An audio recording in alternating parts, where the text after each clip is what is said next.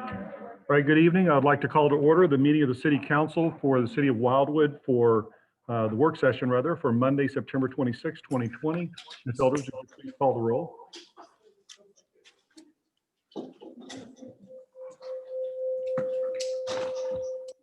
Mayor Bowen, Here. Councilmember Garitano, Councilmember Flasher, Here. Councilmember Boat, Councilmember Bertolino, Here. Councilmember Dodwell, Councilmember Nye, Councilmember Bartoni, Here. Councilmember Bros, Here. Councilmember Clark, Here. Councilmember Edens, Here. Councilmember Remy, Here. Councilmember Farmer, Here. Councilmember Galani, Here. Councilmember McCune, Councilmember Rambo, Here. Councilmember McCutcheon. Here. Okay, thank you and welcome everyone. No mayor comments or announcements. Moving into information, we have 10 items for information before we get to our action items. Is there anything under information that any member of the council would like to discuss or about which you may have a question? You're not able to log in for some reason. Okay. We will have technical difficulty here. Try and it's telling me you're having a time to use.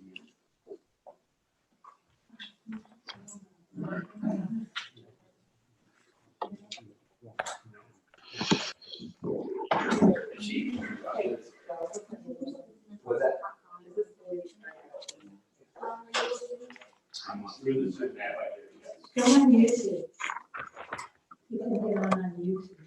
You can't talk though. You can't talk, so you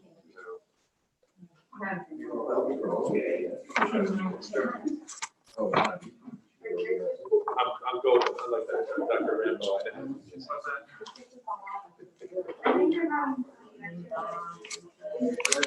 Ladies, public is listening, so let's. I see.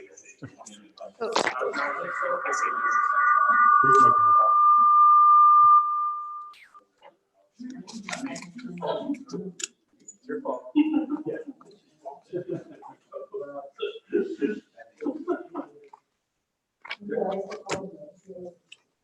You should do that, but you post, but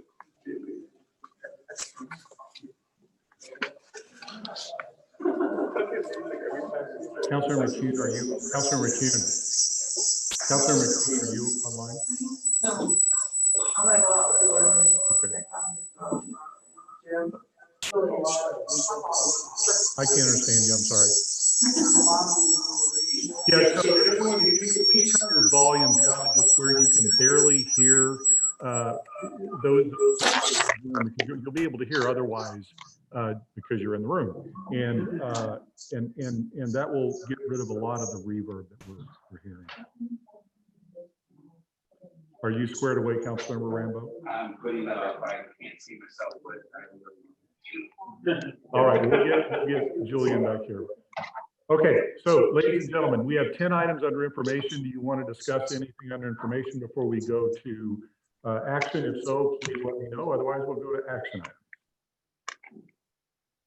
All right, seeing none, moving to action items. We have 3 for this evening. The first is the video security system for City Hall. Bill Vintage, is that something you would like to speak to, or is that a Rick Brown matter? Actually, Mr. Mayor, it's a Department of Planning and Parks.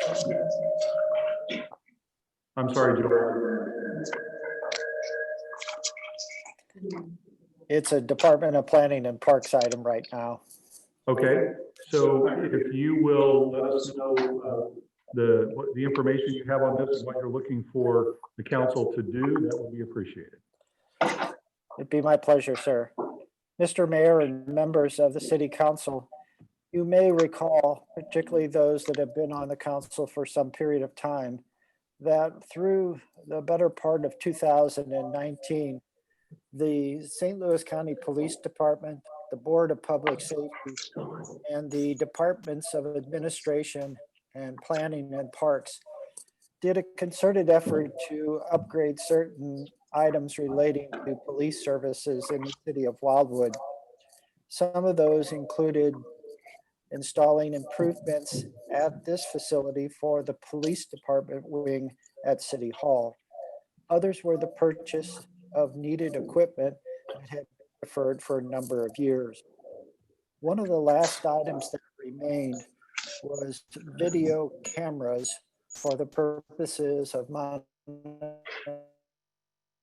hall and the lower level of the parking garage structure across the street from this facility.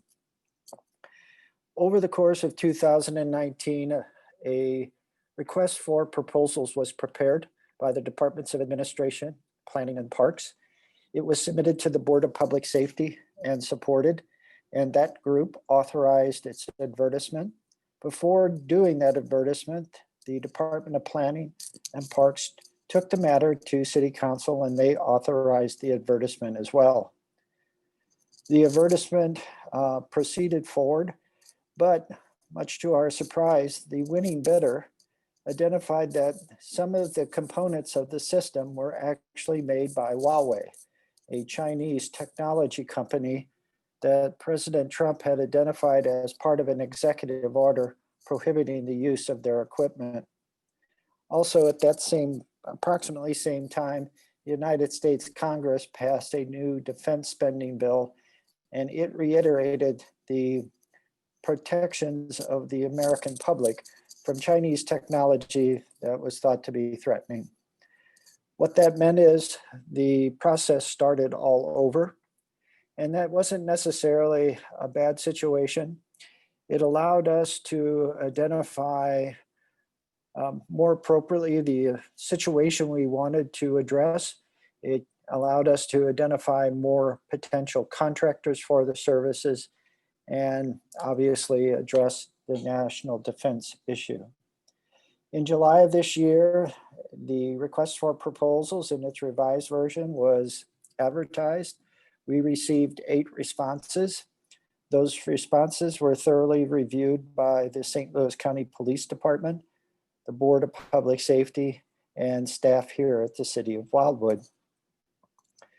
The Board of Public Safety was asked to review the recommendation of the Police Department and the Departments of Administration and Planning and Parks, and ultimately agreed that the recommendation for this service would be a company called Uliteria.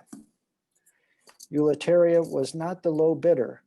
The low bidders were either in the process of having their technology approved under the executive order of President Trump, or the US Congress's action in terms of the defense bill, or were not in the position to proceed forward. Therefore, based upon the requirements under the federal government and the pricing associated with Uliteria's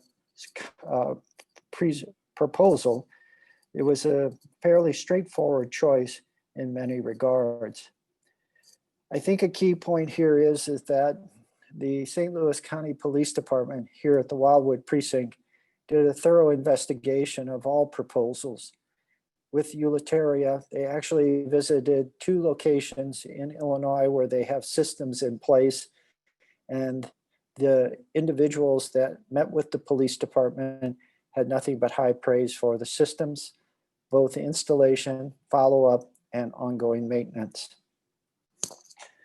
The overall proposal can range from $53,000 to $59,000, depending on an ad alternate for a larger pole and camera in the back parking lot.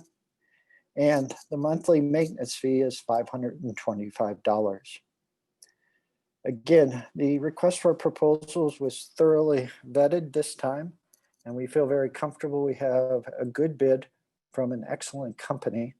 There is a representative from the company that's available tonight to answer any direct questions about it or the system that's being proposed. And finally, the department will conclude by just stating that as the chart in the letter provided tonight as part of this discussion indicates, the money to purchase this system would be from our reserve fund.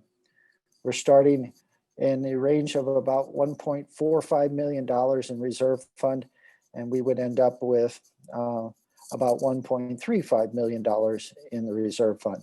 Not all of it going obviously to this particular item, but the reserve fund will still be in a strong position at the conclusion of fiscal year 2020.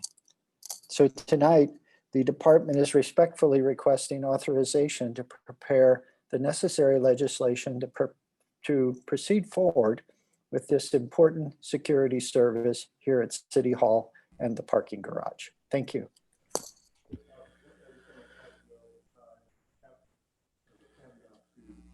Sorry, one thing I want to add, Joe, as a caveat to what you said is the taking of the money from reserve funds. I don't know that that's going to be the case. That's actually a situation that's fluid at the moment on the basis of a number of factors. And likely, if the council makes a motion and approves this, by the time of the next meeting, we'll have greater clarity as to whether those funds would in fact come from reserves. I hope that they don't. We have our city treasurer with us during the work session tonight. Mr. Cross, is that an accurate statement, do you think? He's shaking his head yes. So, Yes. Okay, so we'll have greater clarity on that by the time of the next meeting, for a number of different reasons.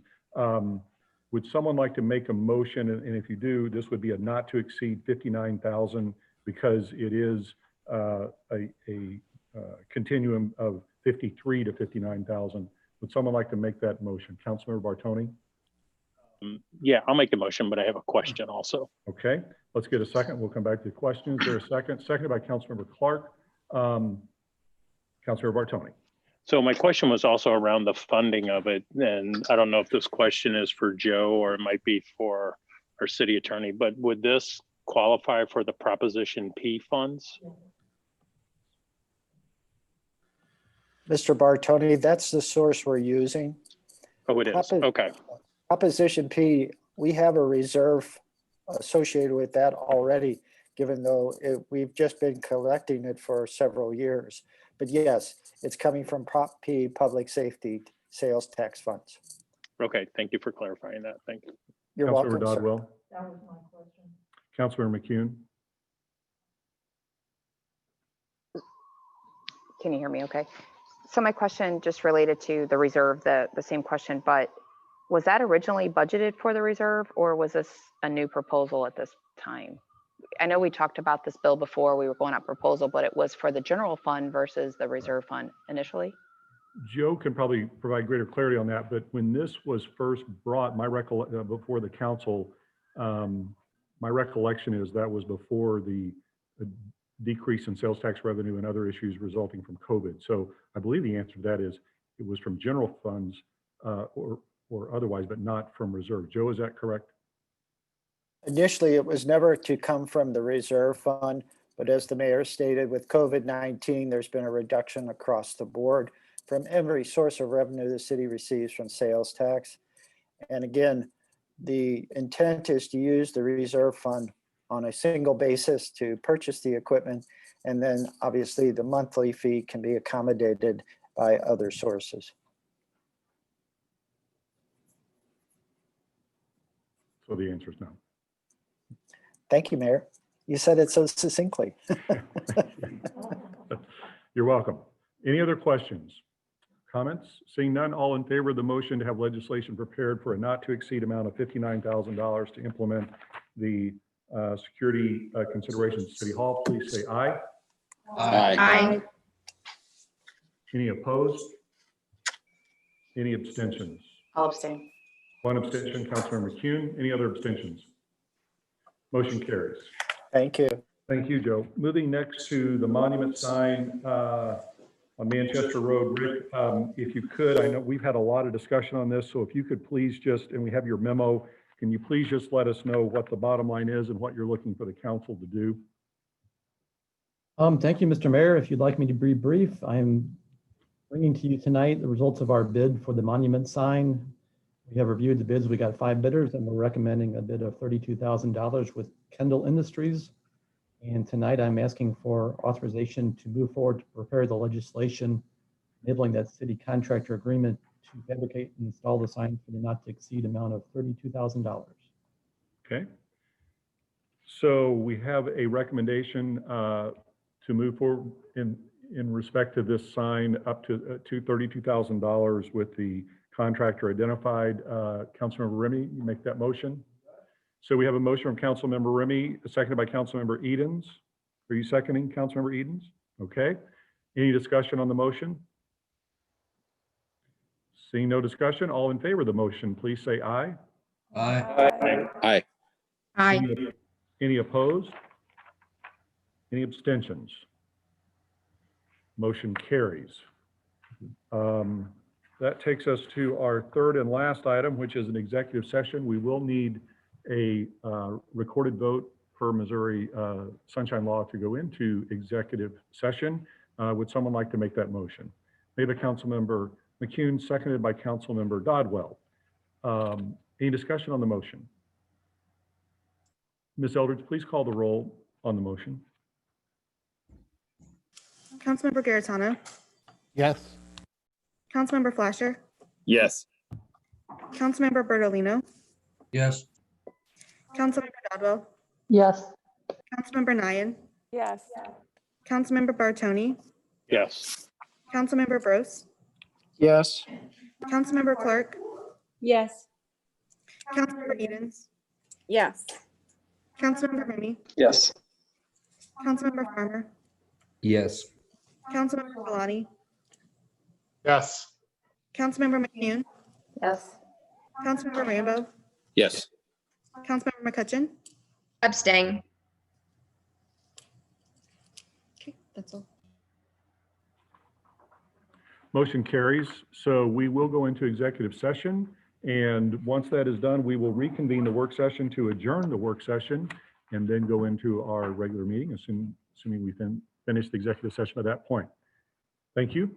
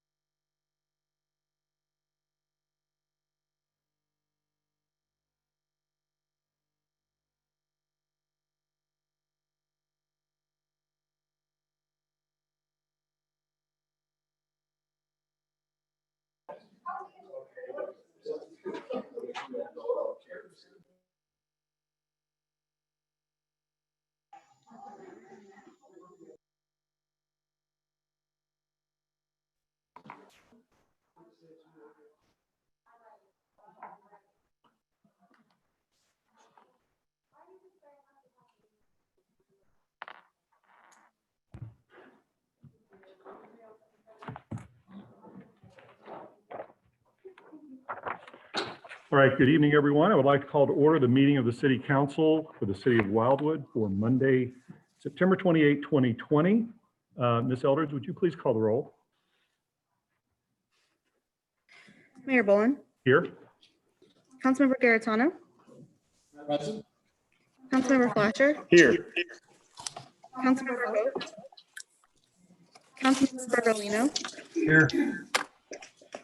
Councilmember Dodwell, Here. Councilmember Ryan, Here. Councilmember Martoni, Here. Councilmember Gross, Here. Councilmember Clark, Here. Councilmember Edens, Here. Councilmember Remy, Present. Councilmember Farmer, Here. Councilmember Galani, Here. Councilmember McCune, Here. Councilmember Rambo, Here. Councilmember Hutchin. Here. Okay, thank you. For those of you with us this evening, thank you for being here. For everyone who's comfortably able, if you could please stand with me for the saying of the Pledge of Allegiance.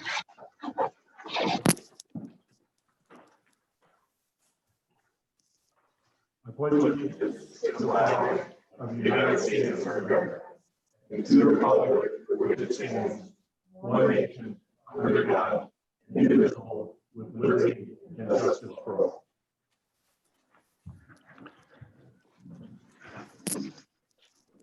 Next on the agenda is approval of minutes from the September 14, 2020 work session and regular meeting.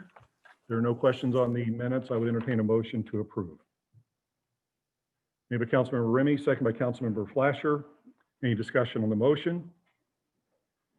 See no discussion. All in favor, please say aye. Aye. Any opposed? Any abstentions? Motion carries. Moving next to public participation. This is a valuable component of our meeting. Anyone who wishes to speak must complete a speaker card and provide it to the city clerk, who is seated to the left of the podium. When your name is called, please approach the podium and state your name and ward, or raise your hand on Zoom. To ensure that all who wish to speak have the opportunity to do so, there is a 5-minute time limitation, and I will let you know when the time limit is reached. If you have any questions for us, please let us know that during your remarks and identify the official you would like to respond. That official will make note of it, and at the conclusion of public participation, any official who chooses to respond will have 3 minutes to do so as to all questions directed to that official. The official may choose to respond to your questions after tonight's meeting, and we may also post any responses on the City Council page of our website. Finally, please be respectful to others in making your remarks. This means that interrupting others and using profane and abusive language are prohibited. And I want to thank everyone in advance for following these. First speaker card, please.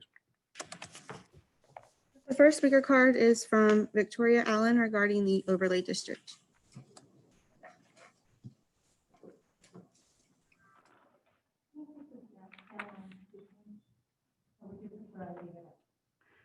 Well, there are exceptions to the rules. If you have a medical condition, for example, but I really can't advise you on that. The rule would be to wear it unless you, Well, it is, we are on an increase in COVID, and I certainly have the age bracket that makes me at risk for getting that in a serious way. So that's just to let you guys know how serious I think this is, that I'm here tonight and not on Zoom or not here altogether.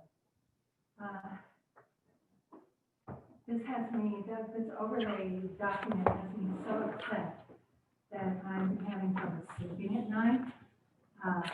And I'm upset because as citizens, we have not been participants in this process. You can say that you put everything out the way you normally do, but this was the beginning of a pandemic. We were getting shut down. We weren't allowed to come here. And on the 16th of April, it wasn't live streamed. We knew that there were problems with it. There was glitches trying to get it up and running so that you could do something in some sort of manner. And that messed the citizens up. And then we had Barb Springer, who, if you don't know, is an expert on the Superfund site, of which this overlay district could potentially affect. My concern in trying to understand what's going on, first of all, is that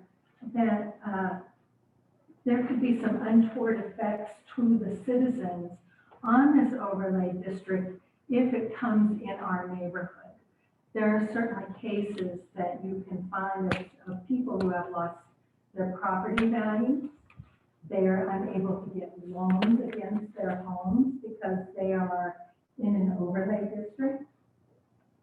And I don't want to be a guinea pig for a Superfund site being a potential overlay district participant. What I would like you to do, and what I'm here to ask you to do, is to table this thing for long enough for the citizens to get involved, to figure out what's going on. We need to have citizen work sessions We need to know what's going on. You guys are having meetings that we're not privy to, and that makes us very distrustful, because as much as I would like to trust you, I don't. I don't know what you're doing. This is where I live. We're all potentially affected, but this is where I live. And you guys are maybe adding another barrier that might affect my ability to educate you. You guys don't know very much about this site. We happen to have been working on it for 25 years. Barb Springer died. We relied on her heavily. She's the reason that these properties are not developed now. She could read the studies. She could critique the studies. She was conversant in the studies. And there isn't anybody else that can do that. She caught the EPA cheating. She caught the DNR cheating. She caught, or maybe they weren't even cheating. Maybe they just weren't competent enough to do what they said that they were going to do. There were holes in every study that was done. And there are many, many studies. So I know this is about the overlay district, but I think as a citizen, I need more information. And if you guys pass this tonight, it's on you. It's the council, it was the previous council is the reason that you guys are in a lawsuit now. Because they passed a proposal for a subdivision that had no business being authorized. We told them and told them and told them and talked to them, and they chose to ignore us. And you guys are in a lawsuit, and you've been in a lawsuit for 12 years. We're not here to just make trouble and be silly and, crazy old ladies. We know stuff. We know these properties. We're not stupid. We know how to learn. We know how to understand this information. But you guys really have made my ability to understand what you're proposing impossible. And I don't think you meant to do it on purpose, but COVID has created an issue for the citizens. And I know you guys hate to see people coming only when there's a problem, but that's just the way it is. And this is a problem that I wake up to every single day. This is my home. I live next to a Superfund site, and it is no park. So anyway, please don't vote this thing in tonight so that we as citizens can participate in this process that got screwed up because of trying to do things from a distance. Thank you. Thank you. Next speaker card, please. I'm gonna have Mr. Jacqueline set up the podium real quick, but I do have a comment that someone had sent via email that they wish for me to read into the record. This is from Curtisine Doyle, and they are speaking in regards to the intersection of Highway 100 and Highway, the St. Albans Road. They said the intersection is a very busy traffic intersection, especially during morning and evening hours before work and after work. Consequently, the lack of an adequate traffic mechanic to control drivers have resulted in several auto accidents, some very critical and life-threatening. As a resident of St. Albans who frequently use the intersection conducting personal business affairs in Wildwood, I would like for the board and MoDOT to strongly consider placing a traffic light or blinking red stop sign to minimize traffic accidents. This request has been an ongoing request for years with minimal actions taken to resolve. Please advise us on your status to address this concern. Okay, thank you. And Ms. Eldridge, was that the raised hand that's shown on the Zoom? Let's see. I don't think so. So we have a Renee Allen. She has her hand up, so we need to. Okay, do you want me to go to the next speaker card? Sure, why don't we do that? Okay. We can come back to her. Next speaker card I have is Niall Stevens wishing to comment about founders and special overlay.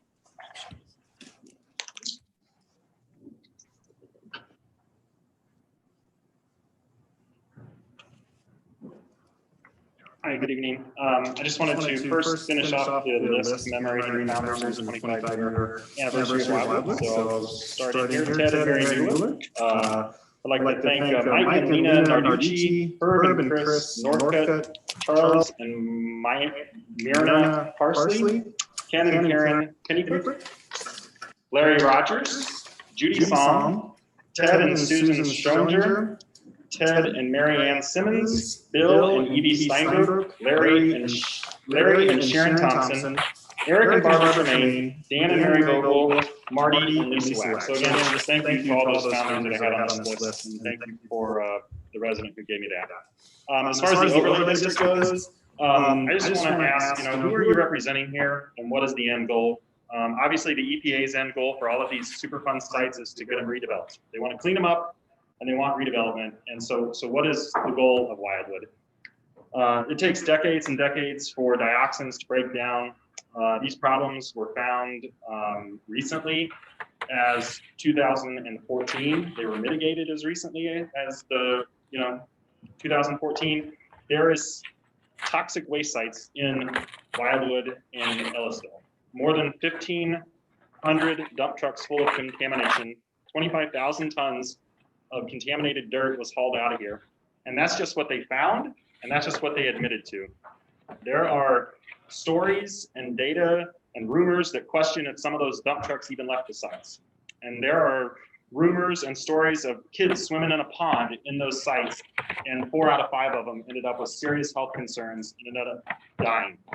I don't think that any of you would allow your family to play in the dirt around those sites.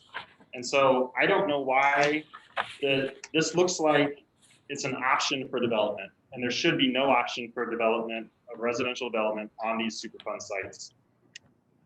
You also, the location of these sites, but you didn't require public notices for the legislation that's going to affect people's health and people's property values. So for the people that are living around there, it was even in the legislation that there was a map, but you didn't send out public notices like you do if you're going to build a park or if you're going to build a road. You send out public notices. You're looking at possibly allowing development on a Superfund site and you don't even send out public notices. It's government malpractice. Having a quasi-council meeting last week with only 6 to 7 members that avoided a quorum and avoided a government, a public meeting, I feel is government malpractice. And I've asked various council members about a dozen specific questions, and I got one generic response out of anybody up here. That, I believe, is government malpractice. So where are the hearings? Where are the interviews? Where are the public meetings like the last speaker talked about on these sites? Where's a representative from the Missouri Department of Natural Resources here tonight? Where's a representative from the EPA? Where are the builders and the developers that would be able to come in here? Have you asked any of these people what their thoughts are? How are these new overlay district, how is it going to protect the health? And how is the city of Wildwood going to end up any place different than the EPA? The EPA has said it's too much money for them to continue to try to find contamination. And also, who's going to do the testing for all these things? Is the city of Wildwood going to take on the liability and the responsibility for all the testing here? Are you going to have a developer hire their own testing to come in here to look at possibly building houses on a Superfund site? I would just question everything on this. I don't trust that this legislation would protect the health and safety of the citizens in Wildwood that live around those areas. Thank you. Next speaker card, please. Speaker card is Anthony Salvatore, wishing to comment on Strucker Forest. Set that again. Anthony Salvatore, 2701 Autumn Run Court, Ward 2. I'm here to talk about Strucker Forest. Many of you know that, I don't know if you know or not, I was here one term in council in 2007 to 2009. And during that time, the property was, unbeknownst to me, I didn't even know there was even a Superfund site here. And, but Mr. Byrne had somehow, after a lot of processes, he went through all the different channels and he got approval from the committees to put a subdivision in there. And it came up to council, and the first reading, it wasn't there, but second reading I was there, and we actually in the interim, I should say, myself and Ms. Tammy Shea, we got a lot of information regarding the Superfund site. Now, this Superfund site is not just a normal Superfund site. It was the #1 Superfund site in Missouri and one of the top 10 in the nation. And I read some of the reports. Part of the cleanup, when they came in here with moon suits and everything else, and they went down there, they remediated supposedly. But it sounded like a bunch of clowns were working on there. They had a 10,000 gallon tank that was underground. They found it to be totally corroded underneath and all the contents had already leached into the bottom. Another tank nearby, 5,000 gallons, the same thing had happened to it. Meanwhile, they took all this dirt, piled it all up, and then they had torrential rains and all the contaminants went into Fox Creek. It's like, I read this, it was like, it's a horror story. It was terrible. And then they had trucks to haul everything out. The trucks had mud on it. They cleaned them up and everything else. Where did they haul it to? To all the Times Gates, and they burned it. And they probably put more contaminants in the air. Now, they didn't get everything. To say the least, they didn't get anything. So they had testing wells put in there. And the Department of Natural Resources, the Missouri Department of Natural Resources, was responsible for testing it every year. Well, if we looked at the data, we were able to get the data through the Freedom of Information Act. It was appalling. It wasn't like close to the limits. It was like 1,000 times over the limits. So it wasn't even close. Some of it were 1,000 times wasn't even there. It was like way over. It was like it was so far over the minimum limits. I mean, the maximum limits you could have per 1,000. It was, and they wanted to build on this. It's ridiculous. So we asked for the moratorium, and then we had the Missouri Department of Natural Resources actually drill down and take samplings. And I have to see it. It was 2008, in the fall of 2008. It was 2008. Mr. Fields was the head of the DNR, Missouri DNR. I was there with me. I was there with him, actually, and we actually even had it on one of the local channels here. But I was there. He hit the point where I think one of those tanks was at. It came up with this like green gunk and everything else up there. It was like he said, that's the mother lode. I said, what do you mean mother lode? This is like, so really what we're looking at. Really what we're looking at. This is terrible. That's stuff. And you know what? That's that one site that he hit right there. He had it marked. It never came up. It never came up with the data, that one site. And he had a couple others. But all the other ones, y'all came up with a lot of contaminants in the soil itself. So then later on, I was no longer on council, but then the city here actually ended up paying for some more drilling sites. They came up with contaminants. Here's the thing about contaminants. Is that you disturb soil, it gets into the air. Once the wind picks up these small particles, it blows them out. We have winds from the south in the summer and even in the winter. We have winds coming out of the north. We have winds coming out of the west, southwest, southeast, northwest. Very seldom we have it from east to west. But what I'm saying is that these are some of the areas that I'm just saying. You have tens of thousands of people affected by this. And airborne contaminants can travel for miles. You have Sprecher Farms. So Mr. Salvatore, how much more do you have there? You're at your 5 minutes. How much more do you have? I got about 30 seconds. Go for it. Thank you. You have Chesterfield Valley, Valley View, Ellisville, all of Ellisville. You have Timber Ridge, Carriage Crossing, Ellisville Elementary School, Forest Hills. This is not just about Wildwood. This is also about your surrounding areas. Even if you disturb any dirt in there, it's going to get into the air. Small particles, it may be small to you. If the contaminants get in anybody's lungs and into their systems.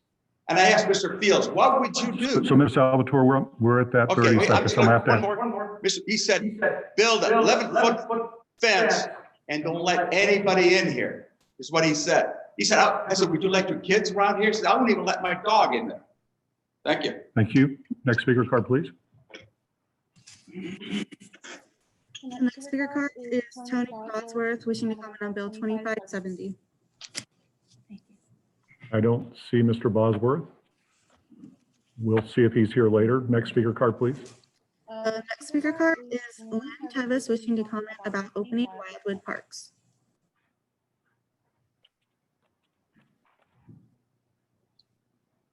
My name is Lynn Tevis from Ward 5. I'm here tonight because recently in the West News Magazine, there was a quote from Mr. Bartoni saying that he hadn't received any phone calls about reopening playgrounds, and he doesn't support opening playgrounds in Wildwood. And as a parent in Wildwood, I found that disheartening. Parents in Wildwood have been waiting for parks to open for months and did not realize it was a lack of a phone call that kept that from happening. I don't know if Mr. Bartoni has had school-age children cry themselves through afternoons and mornings in loneliness and isolation, which is what's happened in our home over the last several months. It's been very heartbreaking as a parent to watch that. Baldwin has found a way for children and families to have parks open, and that's been a huge boost to that community and shows that children and families are a priority in Baldwin. The article states that you got 2 bids, one for around $3,000 for sanitation per month for 4 parks, the other for $1,250 per month for 4 parks. My suggestion is if you could open 2 parks for the months of October and November, it would be a cost at the lowest bid of $1,250 for those 2 months. The 2 parks I'm asking to open are the community park in Wildwood and also the new park that every single child in our subdivision has been waiting to play on and watching being built for months at the end of the Pond River Loop. All parents are assuming that park's going to be open when it's completed, and it was shocking to read this and realize it would not even open after they've watched this being built. I don't think $1,250 is a lot of money for 2 months, seeing as I also read in here that you're spending $25,000 a year on trees. So during that 2 months of sanitation would take place, also the sun and the rain would naturally take care of a lot of the germs and contaminants that would be on the playground. It's well known that being outdoors is very low risk. Very high risk is being indoors with bad ventilation and no mask required, like a lot of the bars and restaurants that are already open in Wildwood. Parents can have the choice whether to take their children to the park. Not an requirement. They can choose to leave at any time. They can choose to use a mask. This is what we've done with our children in Baldwin. Fresh air and time away from screens is essential for children, especially that we're doing virtual school. Socialization is vital, not only for the children, but for the caregivers, the parents, fathers, mothers that are going to the parks. We talk about the community, we talk about education. It's socialization for us as well. In closing, I just urge you to open those 2 parks for October and November. It would bring tremendous joy to the community, a sense of normalcy for children and families, and show that Wildwood doesn't care about people. Thank you. Thank you. I think Mr. Bosworth is now back in the audience.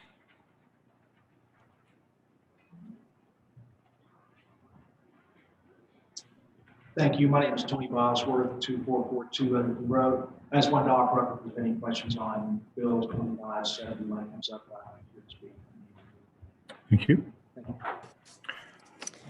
The next speaker card is Jean Bedvig, and she did not indicate what she is wishing to speak about.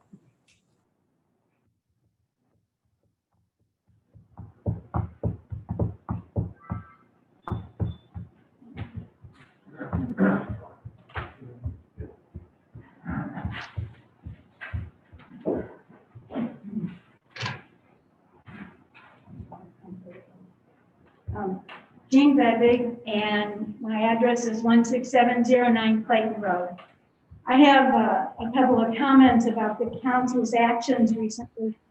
This is not to complain, it's just comments and my observations. But to the 2 previous speakers, I have 2 comments. One, we have the science and the proof that the toxins still remain on the site. The city spent considerable effort to come up with correct information. 2, if you do this, you will be responsible for the financial burden imposed on residents. That burden should be paid for by the EPA, not the city of Wildwood. Regarding my comments, at the last meeting, and I'm going to try and go as fast as I can. At the last meeting, a discussion happened after public comments, and a council member suggested we need a secret meeting where we can ask questions without the public. I checked every day and discovered a notice in the vestibule of City Hall, a legal notice for executive session of the council, not on the city's website, as normally would be. Now, it was legal, okay? But I question the total validity of the meeting discussion. Update on a lawsuit, yes. Yes, have a meeting on it, an executive session on that. But education on the history of the site is not a legitimate executive session discussion. Because you don't know the 20-year history of this site or any other 20-year history, I mean, some people haven't even lived here 20 years. So it would be a valid thing that they wouldn't have all the information. I didn't have it when I was on the planning commission or on the council. It does not make you less qualified to be in your position. But to ask questions and educate yourself, not only yourself, but others. You know, in your professional environment, when you have open discussions, you not only share information, but you learn.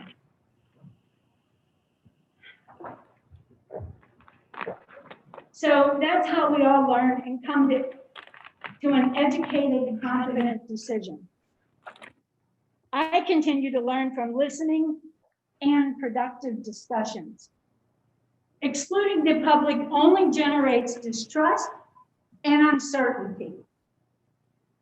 How can the public have confidence in the secret meetings? Actually you are making decisions about the lives of people who live in the homes around the overlay district. Mr. Garantano, I'm not calling you out personally, but I'm saying you don't live there. Mr. Flashbar, I don't know where you live, but I don't think you live there. You're making decisions about these people who live there. And we're only talking about one site. We don't even know what this overlay district, there's no map, there's no discussion with the public. When I was on the planning commission and on the council, we had open discussion and the residents gave us as much information as we gave to them. That's how everybody knew and learned what was actually going on and what had actually occurred. And we're not going to know everything because the culprit, the author of this place, is dead. And he wouldn't tell us anyway. So remember, when you have these kind of discussions in confidence, it lends no confidence. And you shouldn't be afraid of the people. You're here for us. That's why you're here. So a person who asks questions and listens, that would be you, is doing the job of a representative. Think of one thing. Does anyone here know what Route 66 Park is? Hey, y'all, probably all of you do. It was Times Beach. The EPA did that. Ms. Bedbig, how much more do you have? I don't know. Then I'm going to have to ask you to wrap it up. I'll wrap it up right now. So with regards to my comments, this is the Sunshine Law. Never be afraid to defer to this and engage the public. Again, legal discussion on one hand, history and the city government on the other. It's our government, people. and we want to participate with you, or we wouldn't be here. So don't let the EPA give this to you. They're handing the ball to you, so you're responsible for their mess. Thank you. Next speaker card, please. We have Mary Morton available on Zoom, wishing to comment on the matters affecting Strecker Farm and the surrounding properties. Okay.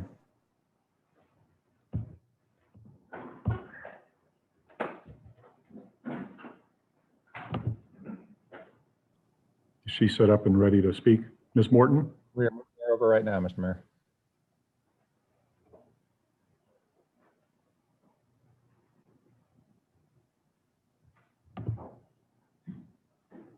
Can you hear me? Can you Yes. hear? Can you see me? Okay, I'll make this quick. I'm at 211 Strucker Farms Court in Wildwood. I think maybe I can help a little bit with some information here. So there's a lot of information that I dug up the last couple of weeks, so bear with me. My first comment would be, when is the council going to inform the community, here? I do believe the past speakers made a really good point about how important it is to have a public hearing, and it may actually do well for all of you to think about that, gather more people, and it may be less stressful later. It's really important that the citizens of this community, which include all of you, have all the current information on 5 subsites that are contained within the Bliss Ellisville Superfund site. 2 of them are in Ellisville, as I mentioned in my previous meeting, and 3 of them are here in Wildwood. Callahan's site is delisted. I do believe that Bill 2569, the special district overlay, and Bill 2571, the Callahan/sidewalk groundwater monitoring bill, they are the same project. I discovered on the EPA website, which is not fun or easy to go on, that I do believe since the Callahan site has been delisted, we are involved in a new program that the EPA has sponsored since 2017 by the administrator, Scott Pruitt. And it is called the Superfund Task Force Remediation Program. And after reading a lot about it, which I hope all of you are able to do, I'm happy to share some of the links that I received some of this information. I understood how high speed the project, this program is to get rid of old NPL sites that have a long history. And that sounds really nice for most people, but not for those. It feels a little cautionary and a little concerning to those that live around it and how all that's going to be done. Now, I will say I would have preferred to know much of this back in March, even if the public hearing was not, if we were not able to go to a public hearing. I still think that the citizens could have been educated during the time from March till now. So having said that, between the overlay, I'm assuming that the overlay could also be used on other areas in Wildwood, as it says, and perhaps even the Superfund sites that we still have. But the concern that I have is that we are the very first special overlay with its definition to be placed on a Superfund site that I could find in the country. And so we are essentially the first, and that may be wonderful, but it also should be told to the citizens here. We have a lot of young families here. They're new to the area the last couple of years. I'm sure they don't check the website for public hearings. And thank you, Victoria, for letting me know about the April public hearing wasn't even posted till July. And I guess the council meeting that I spoke at on August 3rd turned into a public hearing, the 3rd one. So I think there was a total of 2 people out of those 3 public hearings that expressed any comment, myself being one of them. And I would say that we all realize that there's a lot more people that need a little nudging to understand what's going on. I was able to print off just a couple of articles. You can start diving in pretty deeply. This was written on January 2nd, 2018. And it talks about this new program and the 21 sites out of, I believe, 1,800 that were chosen to be the beginners in getting delisted. And the Bliss Ellisville site is named. So with the Callahan site being delisted, I'm going to assume that we've been talking with them for the last couple of years about this idea and including the other sites as well. I'm not against anything that is supportive of the health, the safety, and the property value of the folks that live around this site. No one deserves to be in the dark over this much activity. So with that said, I have to say that I don't really support either bill because I know it's all one and the same project. And I also had a screenshot that I would like to share with you. I would like to share with you is that the current activity on the Bliss site, current right now, is groundwater monitoring testing. And I would like to know if that is the testing that's going on underneath the proposed sidewalk. So Ms. Morton, you're at your 5 minutes. How much more do you have? I really don't have any more. I mean, I'm assuming that we all understand that people need to be more involved and I have a lot to share, but I would like to know if that water, the boring testing, the 5 borings at 35 feet, are they part of the EPA's water monitoring?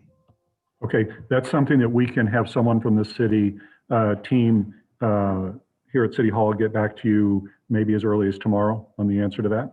That would be great, but are we going to do anything about a public hearing and really make a real action to get people to come and listen to what's happening here before you vote these things on permanently? So this is a time for you to make comments. It's not really a question and answer session unless you want to ask that directly to the council or me, and then we can choose whether we want to answer that under the rules. So I would love an answer, but I would love an answer for all my fellow neighbors and residents. okay, thank you. Does any member of the council wish to respond to that question on the part of Ms. Morton? Okay, any other speaker cards? I don't have any, but I'll defer to Mr. Jacquin in case there's anyone else on Zoom wishing to speak. Mr. Jacquin? Mr. Mayor, there are 28 people on Zoom as attendees. We do have 1 hand raised already, Ms. Renee Allen. I would ask that if any of the other individuals on Zoom have an interest in speaking, please either use the raise hand feature on your application or just paste in the chat box that you'd like to speak. And we will, I tried to reach out to Ms. Allen earlier. I'm not sure if she knows her raise hand feature is up. I think it just disappeared, actually. She does. I'm moving over to panelist right now. Oh, okay. Should be good. I'm here. Go ahead, Ms. Allen. Oh, can you hear me? We can. If you could Okay, just let us know your name and your ward, please. Thank you so much. My name is Renee Allen and I live off of Highway T, and I've appeared before you before, and I know you're aware of our concerns of the intersection of Highway 100 and Highway T and the amount of accidents that occur. That is our gateway into Wildwood from Highway T, and that is also the gateway from people leaving Wildwood that travel down Highway T. And I think Mr. Piercy with MoDOT has been doing a study on that intersection, and we just wanted to follow up on the results of that study and what we might be able to do to make that intersection safer.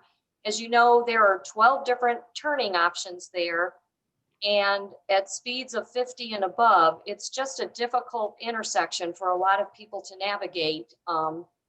And we just wondered what the results of that MoDOT study were and what we can do to help. Okay, Is thank Mr. you. Piercy available? He is, but again, this is just public participation. We have to follow the rules for that. And so it's a time for you to speak. It's not really a time to direct questions to other potential attendees or speakers, but I'm sure you could send him an email after the meeting and he would get with you on that. And we're also going to be discussing that momentarily if you want to continue to listen to the meeting. Okay, thank you. We just wanted to keep this intersection on your radar. Thank you. Thank you. Okay, so I don't see any other hands raised. I want to thank everyone who participated in public participation this evening. No other speaker cards, correct, Ms. Eldridge? All right.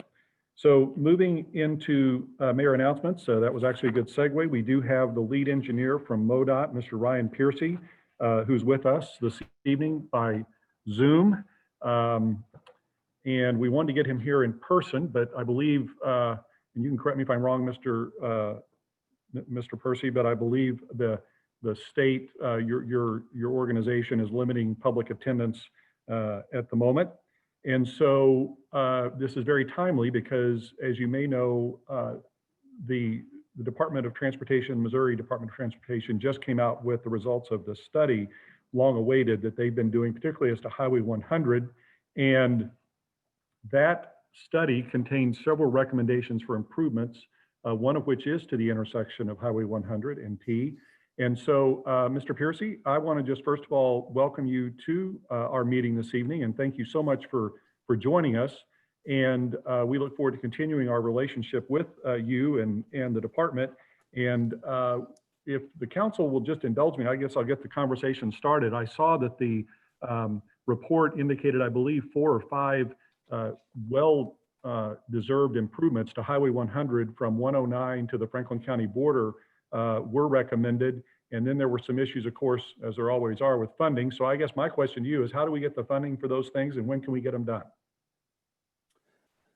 So, all right, evening, everybody. Thanks for having me along. So kind of the things that I've reached out and stuff that I talked with the city members with, best way right now that we've communicated, it's kind of the best way we got things done in the past before. Currently right now, the way our transportation improvement program is funded right now, the next 2 years are always funded at 100%. Obviously the improvements that were recommended in the study, it obviously takes time to design, so it incorporates that. The best way to do it right now, currently, what I've kind of continued to talk about is our top 2 priorities statewide right now regarding all of MoDOT are taking care of the system and working through our ADA transition plan. That's going to be, it's quite an it's a daunting task to take care of right now. They're very costly projects working through. We have a federal guideline and a mandate that we've given the Federal Highway Administration regarding updating all our uncompliant ADA throughout the state. We're working very diligently trying to get all those programs programmed by 2025 to at least be implemented by 27. We've been working along a lot of different routes along, just in my corridor alone, not to mention statewide. They're very, as easy as sidewalk is, and a lot of people think it's really an easy project to deal with. They are very difficult projects to program regarding access and easement and permanent and temporary right-of-way that causes along these long corridors where we are, affecting literally hundreds of parcels and other customers along the line. So while we were working together to talk with the cities and the members regarding these improvements recommendations along 100, we did say that due to funding and our future programming needs, best way to do this is maybe to look forward and probably utilize the cost share program that we have in the past regarding some of the improvements that were just done along 100 there at 109 with the bridge and the other improvements that were just done with the city that turned out real well, where MoDOT, while approved by the committee, can fund up to 50% of those projects. Yeah. So let me just, if I can, stop you right there, Mr. Piercy. And granted, that was a good program and it produced a good result. But with all due respect, I want to make sure we don't get in the mindset of, when we need something on state roads that, it becomes a matter of Wildwood contributing more than what our residents already pay and state tax dollars to get those things done. That's one thing. And of course, that's ultimately a decision, for the council and me. But I mean, I just think that doing that on a consistent basis, I'm not sure that that's something that our taxpayers would necessarily want to see happen. And again, we look at it on a case-by-case basis. So I guess my question more specifically relative to those particular improvements would be, other than that, what can we do, whether it be talk with our state legislators or other things that we could do to assist you, maybe offering some of the resources with our director of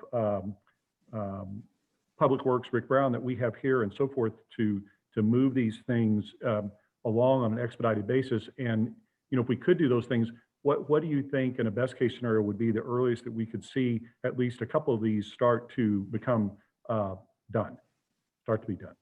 So what I've been trying to do recently, and like I said, the next 2 fiscal years within our transportation improvement program are already funded.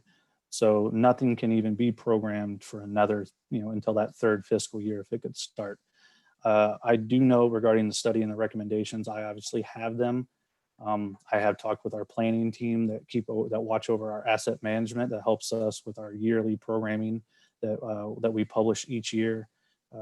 If anybody on the line can go out to modot.org and look at our transportation improvement program, we publish it each year, minus this recent year, because everything that we have programmed was programmed and presented to our commission via January pre-pandemic, before we started going through this whole stay-at-home order. And everyone's been having issues with funding regarding vehicles not being on the road and motor fuels tax. It obviously created quite a hole in our budget. So we're working on future programming right now. We still don't have projections that we're working on. I will continue. Obviously, I have this study. You guys, everyone on the phone and out there has the recommendations that we've been talking about. I will talking with planning. They were looking for a corridor improvement regarding taking care of the system improvement regarding in 2024. That was the next time our asset management plan could work out a future programming. Prior to the stay-at-home order, I had worked with my design team trying to work out and scope additional improvements along that lines. I will do everything I can to add any additional features I have and also utilize any additional safety dollars that could possibly be implemented along this corridor regarding both the at-grade crossings at Pond and T and some of the additional left-hand turn improvements along the other sections that were proposed and recommended in the study. That won't go away ever. However, obviously, I can't just tell the programming department to incorporate the $4.3 million project for the safety enhancements that are on top of just taking care of the system. Well, we'd settle for half that. So, Councilor Garitano.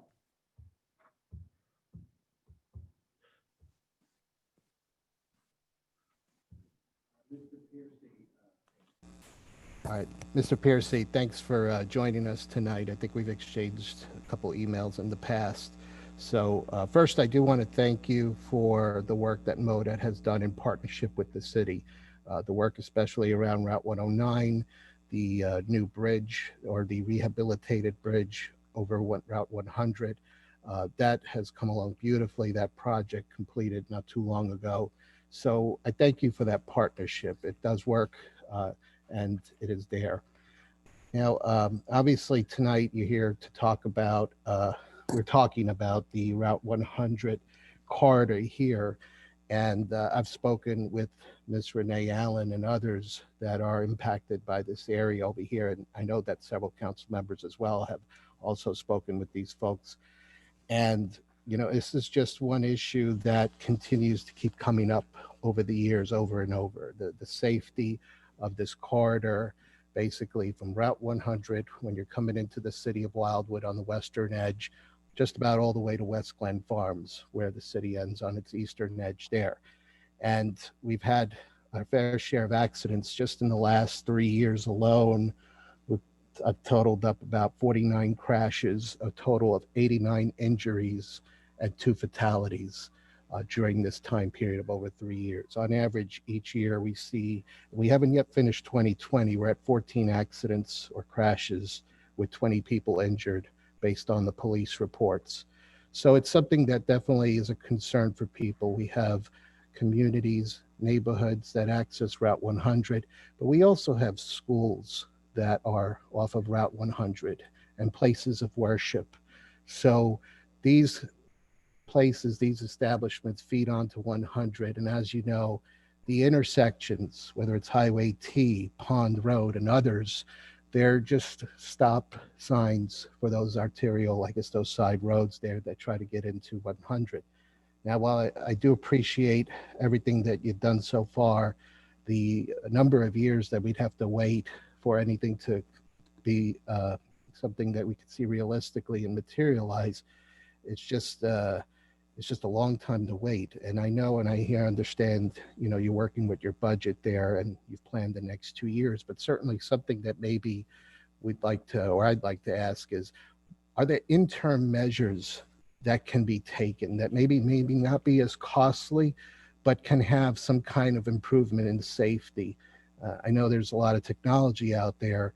We have signals, or not signals, but I mean, stop signs that are lit with LED lights, but things that maybe we can at least get in the meantime while we work towards building this permanent solution. Because I think, the permanent solution will help us. I believe, you guys have determined what the best course of action is there, but to wait all this time, it's just a shame knowing and seeing the rate of crashes, the accidents, the injuries that are occurring. If we can bring greater awareness, that would help. And specifically here in the ward where I represent here in Ward 8, we have Taylor Road. And Taylor Road, and I appreciate this flashing signals that were put in. It feels like yesterday, but it's probably been about a year or so. Those flashing signals that help when the light is red draw attention to drivers, but we still have this issue. And then another thing I'd like to ask is that my understanding is with MoDOT roads, the city can't conduct a speed study, but MoDOT can. So is that something that you guys can do as well in the meantime? And if I could, Mr. Piercy, just in follow-up to Councilmember Garetano's ideas and questions, I was just thinking while he was talking, maybe one thing we could do if you're willing, and I guess I'll ask this as a question, rather than you needing, I'm assuming, to get to some data to be able to answer some of these things, what about the possibility of you working with our Director of Public Works, Rick Brown, to develop maybe, I guess, what I would call a game plan for both MoDOT and the city to work toward relative to any provisional measures, but certainly, a timeline maybe and what can be done, relative to the final solutions that are contained in that report. Would you be willing to work with him on some kind of a document that we could present back to the council and ultimately our residents? Yeah, I have no problem working with Rick to try to talk about additional enhancements or interim measures. It'd be really something I'd want to talk with my traffic department. They really are the experts on that regarding possibly without the larger scale, recommendations that are coming from the study of something in between that maybe could bring a little bit more awareness of those at-grade crossings, or just bring a little, just visualization or allowing people to maybe see those intersections better or whatnot. If we can illuminate a little better, I understand, and I have no problem trying to talk with not only with the city, but also kind of in conjunction with our traffic and see possibly if there's, interim measures that maybe that they know that I don't know of. They are the experts along that series. So they might see something new along the lines that maybe we could do some type of, trial basis to see if it would work along those at-grade crossings. No, I have no problem with that whatsoever. And would 30 days be a workable time frame, or do you need more than that? Or I can talk with our traffic department, and if the city has anything too, they can present it to us to see if it's been utilized prior in the past. And I mean, 30 days seems to be something that we could get along. We could just schedule meetings such as this too. It's obviously we're all interconnected a little better now, besides sitting in a room together, but we all pop on a video pretty easily these days. Yeah. So yeah. Okay. So why don't we plan on 30 days? If you need more time, Rick can come back and let us know. Otherwise, we'll have a document for the council with maybe a game plan, and that will hopefully help both the city and MoDOT, chart a course forward and get these things done. So is there any objection to that from any member of the council? All right, seeing no objection. Any other questions for Councilmember Raymond? Thank you. Thank you, Mr. Piercy, for coming tonight. I would be remiss not to talk to you in respect and deference to our former colleague and Dr. Greg Nani, who I'm sure wished he probably was here talking to you. But I will say this, in regards to Councilmember Garetano's points, and I'm happy that the mayor also was in line with this. I think it's imperative for us not to wait for budgetary discretions for 2.5 more years to get to at least find a provisional manner in which we can approach this. So I'm happy to hear that in 30 days, at least we can hear some potential provisional gap measures that could at least minimize risk to our citizens. While I have you on the line, though, I'd also like to have you consider looking and evaluating 109 in front of St. Alban Road Church. Specifically, it's been an area that I'm sure my council member Nyan and myself have heard a lot from our constituents. I've spent a fair amount of time speaking to both Rockwood schools as well as to members of MoDOT, but we keep running in circles specifically because of who pays for a potential stoplight so that children can come out of their school with a school bus and not be potentially hit by vehicles. So if you wouldn't mind looking into that, I'd love to hear more about that specific area. And if there's any opportunities where we could find solutions so that we can minimize that risk, so that my citizens in Ward 3 can at least have some better explanation and understanding, I'd appreciate it. Okay. If there's been any information or anything that's been done in the past, again, I can talk with our traffic department and see what's been done and see any further needs. So that's enough for me. I can do that. Thank you, sir. Councilmember Rambo.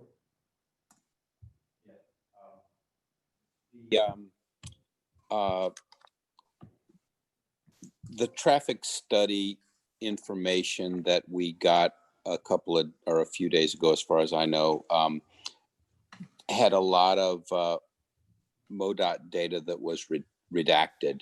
Can you speak to that at all and maybe give us some idea why that was redacted, and if there's any chance in the near-term future that we're going to be able to see it? So what was presented to the city after kind of a bit of a back and forth, because I know residents were interested in what the study was going on as well. It was requested through Sunshine Law. At the time, it hadn't been completed. We were still working on the conceptual. We'd let the city know when they were coming, when it was come along well. However, due to state statutes regarding protected sensitive information regarding crash data, the report can't be released in its full. But we did work, which I know kind of upset some folks at the city, and I'd kind of talked with Rick in the past, just saying, you know, this keeps getting our council office this isn't being released through chief counsel and through Sunshine request. I had no problem kind of talking about the recommendations of what could be done. We'd kind of talked with the local legislator too, and had discussions with Senator Schatz's office. I just said, just so we could work together between both MoDOT and the city. And I mean, we weren't no closed doors. I wasn't trying to shut it off and, not let anybody see or the recommendations or what we were working towards.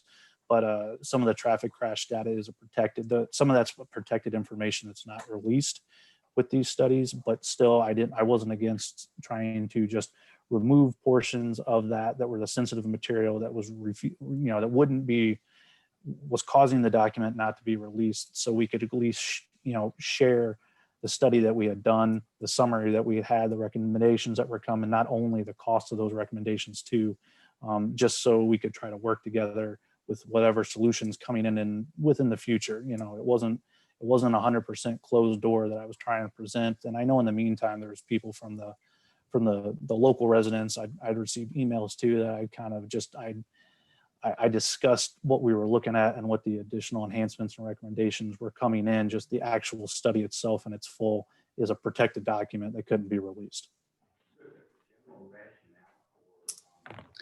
For not releasing crash data, that seems, relatively benign. There's no legal action or anything pending that you have to keep from tainting. What else could it be? Can you just speak to that in general terms? Like I said, the sensitive information is what was cut from the report, and what was being released was not letting it being released through our council and through Sunshine request. We discussed it with our council, the city, and our council's office and senator's office. So some type of resolution could be presented.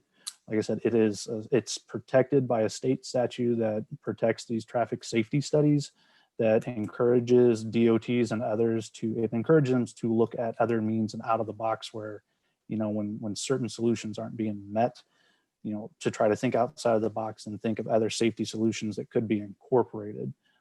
So like I said, we did release a portion of the study so they could see what the recommendations and cost were, so we can continue to work together. But the actual study itself is protected. Okay, thank you. Okay, Councilmember Clark.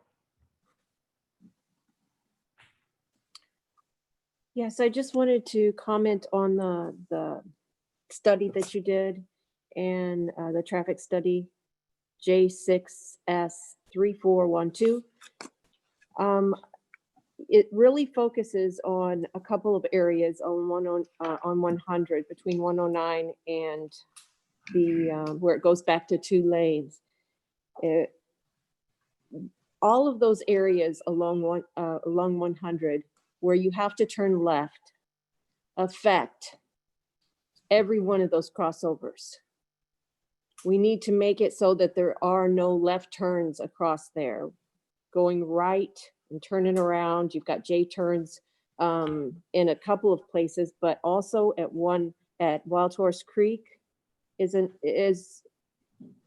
the residents tell me it's just as bad.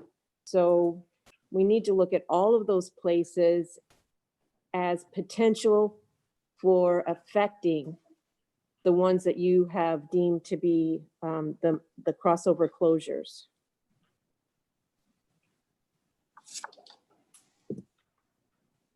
Okay, thank you. Any other comments or questions for Mr. Piercy? Councilmember McCutcheon?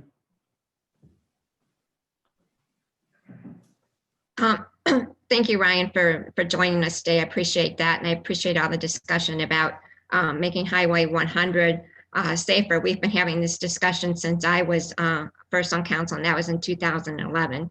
So I appreciate anything that you can do to move those issues forward and get those safety issues corrected for us. But I have a question that I've gotten from a lot of residents, and we've been asking for a sound study at 109 and Pine Grover Loop and at 100 in Taylor. All the additional traffic has made the sound a huge issue for the residents who live in that area. Is there any possibility of doing a sound study for either one or both of those areas? So I believe the 109 sound study was incorporated and completed back when that project was complete. And regarding 100, MoDOT will not conduct additional sound studies unless a type 1 federal project comes through that is going to expand through lanes through a continuing system. When we're adding pavement through the corridor that would add traffic and increase those noises regarding the sounds that, you know, tires and trucks make on the roadway. So, I mean, if a project comes through that meets those guidelines, we're absolutely required to produce a noise study to incorporate it. Just because a noise study is warranted doesn't always mean that the walls will be built either. There's criteria on both sides. There's criteria regarding the wall design, height, limit per receptor, not to mention if the community itself wants the wall. So, I mean, it's a long road once it starts, but sound studies are not incorporated unless a future expansion project is conducted. And I know there was a sound study done some time ago at 109 and Pine Grover Loop. The issue has been with the roundabout that's been put in there, and then trucks negotiating around the roundabout. But based on your answer, it doesn't sound like that's going to be relooked at all. So what other types of sound mitigation would the Department of Highway and Transportation consider other than a wall? Really, when you're looking at noise abatement, the wall really is your best bet and function. Obviously, it takes the least amount of right of way. Other noise canceling things you can talk about, noise canceling berms or even tree plantings, but it takes a good 100 feet of pretty dense populated pine just to incorporate the same noise reduction that you're going to receive from a sound wall that's incorporated. So, I mean, I'm not exactly sure a giant barrier of dirt or a mound wall, you know, whether it can be incorporated along the right of way, if there's even that much right of way that's available there. Not to mention, usually your sound wall is going to be your best option.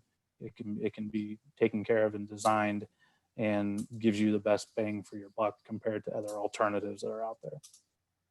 What would the possibility be of MoDOT working with the city if the city decided to put in some sort of berm or other plantings for sound mitigation? Is that possible? I mean, I'd have to look at to see exactly what they're going to do and what would be installed on MoDOT right away, or if it's going to be in city property itself. Obviously, anything that's going to be incorporated throughout our right of way, it's, you know, obviously the question comes up, who's going to maintain it for the future as well. So a lot of things that are done through via permit or incorporated and constructed on MoDOT right away from other cities needs to be a maintenance agreement too, to keep it, you know, to keep it up and maintain for future events as well. So. Well, if you could talk with our directors about sound mitigation when you're talking about other issues, I'd appreciate it. Mm-hmm. Thank you. Councilmember McCune. I guess this is more directed to Councilmember Rambo's question about I respect that things are confidential and things aren't released, but is there something that our city attorney can maybe challenge to maybe get something out of that from a public safety or something that maybe we could look at the full report somehow? I understand their counsel is advised against it and they have their rules, but is there anything that we can do on our end to maybe pierce that a little bit? Or look at it? We can certainly look into that. Thank you. And so, John, to follow up on Councilmember McCune's question, if you could let we could do an informational report. We could find a way to do that at the next meeting in some way, or you could just send a closed record document if it needs to be closed record. Okay, thank you. All right, thank you again, Mr. Piercy, for being with us this evening. Again, this is your first time with us, and we really appreciate your cooperation and look forward to continuing our relationship with MoDOT, and we look forward to the report in 30 days. Hopefully we can get that done. Sounds good. Thank you, everyone. Thank you. Have a good week. Thanks. All right, moving next into appointments, we have one small committee and one appointment. I mentioned in my mayor's report and teed this up a few weeks ago, and you now have my memo relative to the Budget Review Committee, but essentially what I am asking the council to do is to give the chairs of our three standing committees, Councilmember Edens from Economic Development, Councilmember Garitano from Admin PW, and Councilmember McCutcheon from Parks and Planning, the ability to, as a committee, an ad hoc committee, look at the possibility of whether some or potentially all of our programs that we have, and we have many of them, and as I mentioned, they don't usually get sunsetted. I can't really remember one. We have more events and we add to it, and that's great. But these events are for both Wildwood residents, they're for non-residents. There are other factors that come into play. Other cities, for example, do charge admission to some things. And so I don't know at this point that I have any sort of preconceived idea. Just, I guess I'm asking if we could have these three individuals look at it and report back to the council as soon as they can with what they think would be a good thing for us to do as to all or some of these programs. So at least we have looked at it. The idea would be, in summary, to make some of these potentially what's known as budget neutral. In other words, the income from that event would pay for the event as opposed to our residents' tax dollars. So if you have any questions, I'm happy to answer those. Otherwise, I would ask for a motion to form the committee and for those three to be on it. Councilor Dodwell.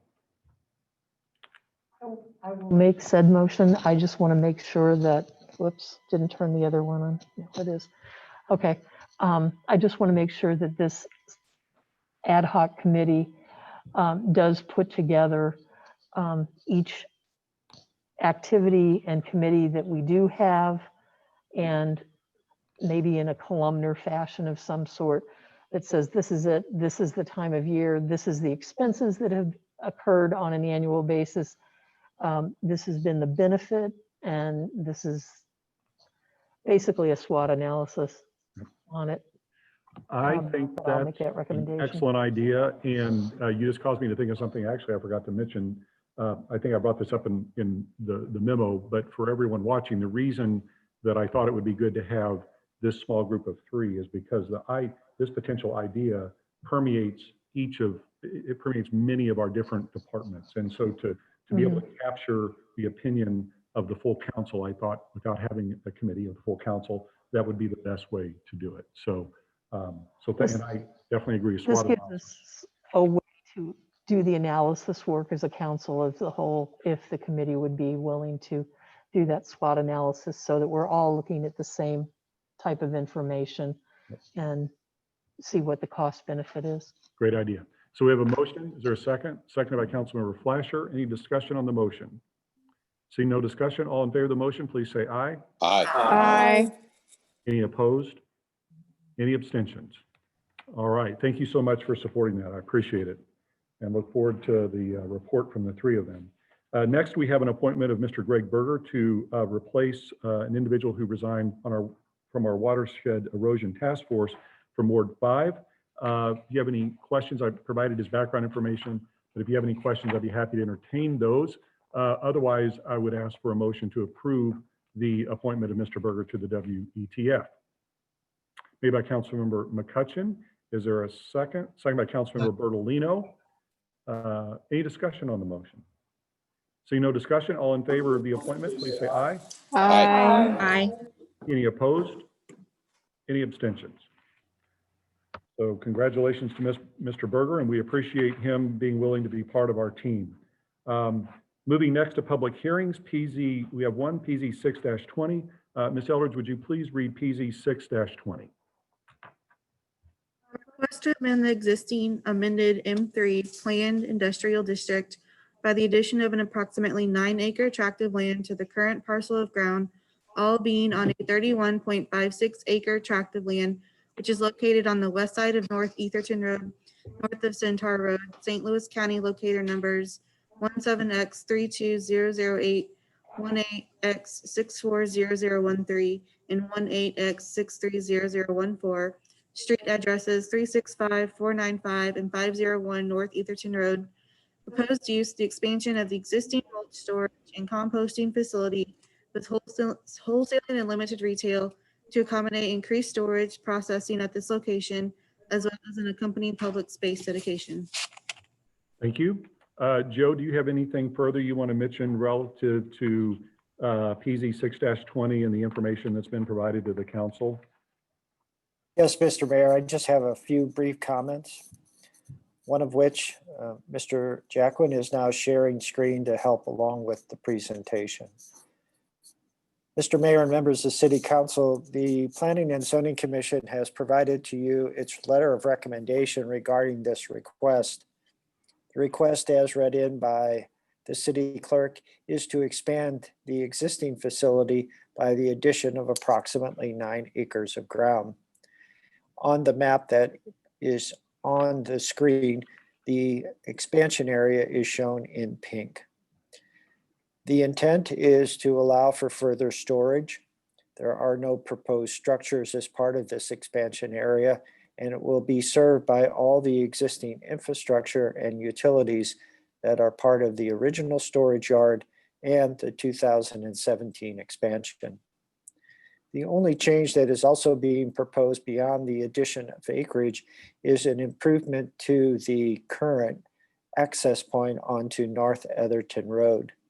North Etherton Road is the St. Louis County arterial, so Mr. Fick, the petitioner, will be working with them in developing the final design. The Planning and Zoning Commission was supportive of this particular expansion, noting that Mr. Fick has been a good business in the city of Wildwood, manages a very good site in terms of the product and the condition of the property, and felt that it was consistent with the master plan, which identifies this area suitable for industrial uses. I would conclude by noting that Mr. Fick and Mr. Dixon, Mr. Fick's engineer, are panelists now and can provide comment. But with that, after any comments, the Department of Planning will be available to address any questions that may arise regarding the letter of recommendation. Thank you. And Joe, just in follow-up, thank you for your remarks. Is there any action this evening that you'd be requesting from the council relative to PZ 6-20? Yes, the department would respectfully request authorization from City Council to prepare the legislation to amend the zoning district designation to include the expansion area. Thank you. Okay, thank you. Ms. Elders, do we have any speaker cards? Okay. Council members, do you have any questions for Joe or for Mr. Fick? Councilmember Clark. Just one comment that you read that it's approximately 9 acres, but in our package attached to the minutes or to the agenda, it says approximately 10 acres. It is probably closer to 10 acres, but once we advertised it with the information we had, we've amended it to reflect the 10, but I didn't want to be inconsistent with what the city clerk had read into the record. Thank you. Thank you for noting that. Any other questions for Joe or for Mr. Fick? All right, seeing none, does anyone wish to make a motion? Mr. Mayor, Yes, Mr. McCutcheon has a question. Oh, I'm sorry, Councilmember McCutcheon. Mr. Bunich, I noticed in the legislation that there was a donation of green space by Mr. Fick. Can you address that a little bit, please? Yes, I'd be glad to. On the other side of the levee from Mr. Fick's business, which is not protected, there is an approximately 2-acre parcel of ground that's been orphaned. That is owned by the individual that is selling the additional expansion area to Mr. Fick. And so through some discussions, the intent is for the city to accept that orphaned 2-acre parcel of ground for public space. And that will cover the public space requirements for Mr. Fick, as well as the remainder of the parcel of ground that this particular expansion area is being derived from. Given it is in the floodplain of the Missouri River and has limited access, that being off the levee trail, it makes sense to be public space and protected by the city. Thank you. You're welcome, ma'am. Okay, my apology again, Councilmember McCutcheon. Does anyone wish to make a motion? Councilmember McCune? So Councilmember McCune's making a motion that we proceed with the preparation of legislation to affect the recommendation of the Planning and Zoning Commission relative to PZ 6-20, seconded by Councilmember Galani. Is there any discussion on the motion? Seeing no discussion, all in favor, please say aye. Aye. Aye. Any opposed? Any abstentions? Motion carries. We'll see the legislation. Thank you, and thank you, Mr. Fick, for joining us this evening. Okay, moving next into legislation, second readings. Bill 2551 is before the council for final passage, and it concerns wards 1 and 5. Is there a Mr. motion Mayor? for the second reading of the bill? Mr. Mayor, Yes, pardon my interruption, That's okay. but I am still waiting on Mr. Piercy for the cost of the sign replacements. So the department would respectfully request another postponement. Mr. Piercy is working on the cost estimate for the city. I just know he didn't have it ready for tonight. Okay. Motion to postpone made by Councilmember McCune. Is there a second? Second by Councilmember Flashar. Discussion only on the motion to postpone. Is there any discussion on the motion to postpone? And this would be for 2 weeks, Joe? Yes, please, sir. Maker and second. Council is okay with that being the motion? Okay. All in favor of the motion to postpone for 2 weeks to allow for that information to be forthcoming, please say aye. Aye. Aye. Any opposed? Any abstentions? Motion carries. Again, Moving Mayor, next- my apologies. No worries. Moving next to Bill 2569, it is before the council for final passage and it concerns all wards. Is there a motion for the second reading of the bill? Okay, we have a motion to postpone by Councilmember McCune to when and for what purpose?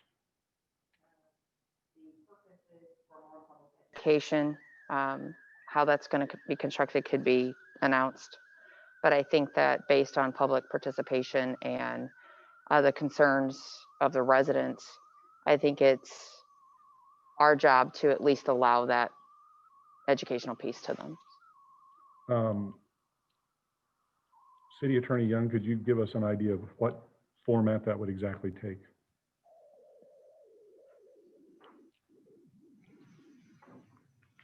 Or maybe like a public hearing, something that the questions that were presented tonight, are, you know, that they're.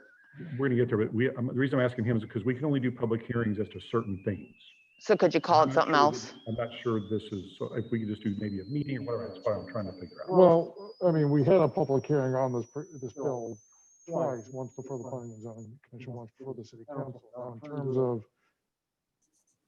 terms of the council members, Once you say that again, which you didn't hear. we've had 2 public hearings on this, once before the Planning and Zoning Commission, once before the City Council. And in terms of the individual or collective group of council members wanting to meet with their constituents, you're more than welcome to do that. And in terms of coordinating other less formal than a public city meeting, I'm happy to discuss with you any ideas you may have in coordinating those. So I understand that. I just felt that the COVID questions, the access to the information, the meeting that we had from the educational piece only, I think that we owe that. So if you want to call it a meeting, just to maybe go back through the video and write down these questions and have answers for them, maybe that's what we need to do. Have them submit questions, and who does, we answer those to the best ability that we can, if it doesn't, go into the lawsuit necessarily. But I think that we owe some of these questions, because we didn't get to discuss that because it wasn't relevant to a closed session. So I still feel as a council member that we owe this to those residents. So my question is, can that occur? That's all I need to know. Can it occur? So the motion's in order or not? Yes. Okay. it can Is occur. there a second to the motion to postpone? Seconded by Councilmember Remy. So discussions on the motion to postpone. Councilmember Edens.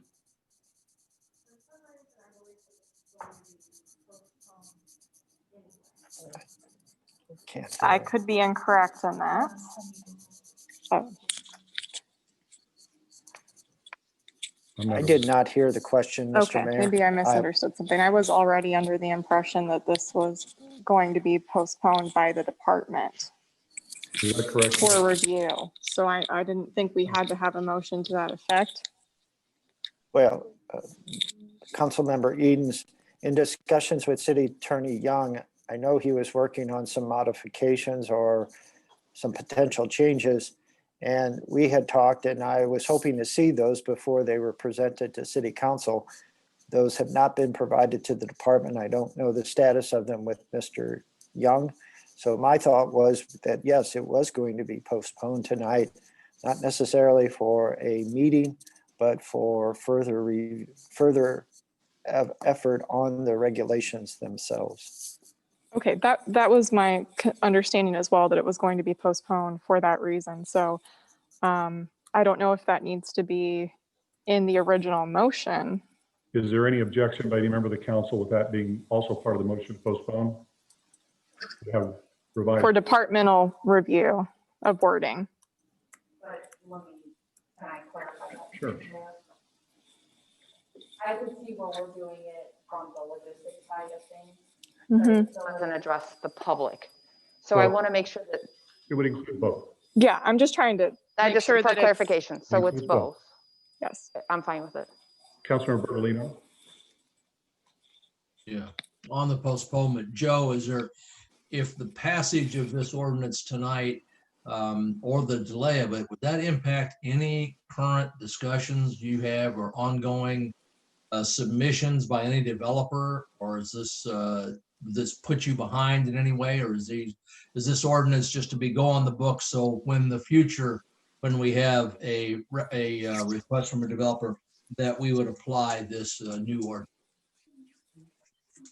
Well, certainly the department believes there's a bit of urgency to the matter because, again, we are dealing with a temporary moratorium that concludes in November. Beyond that, I would defer to the city attorney. I do not necessarily want to say something that's incorrect. Okay. So without objection, how about a 30-day postponement to allow for lots of these tentacles to come to fruition and get this back to the council in final form? Is that acceptable, City Attorney Young? Joe?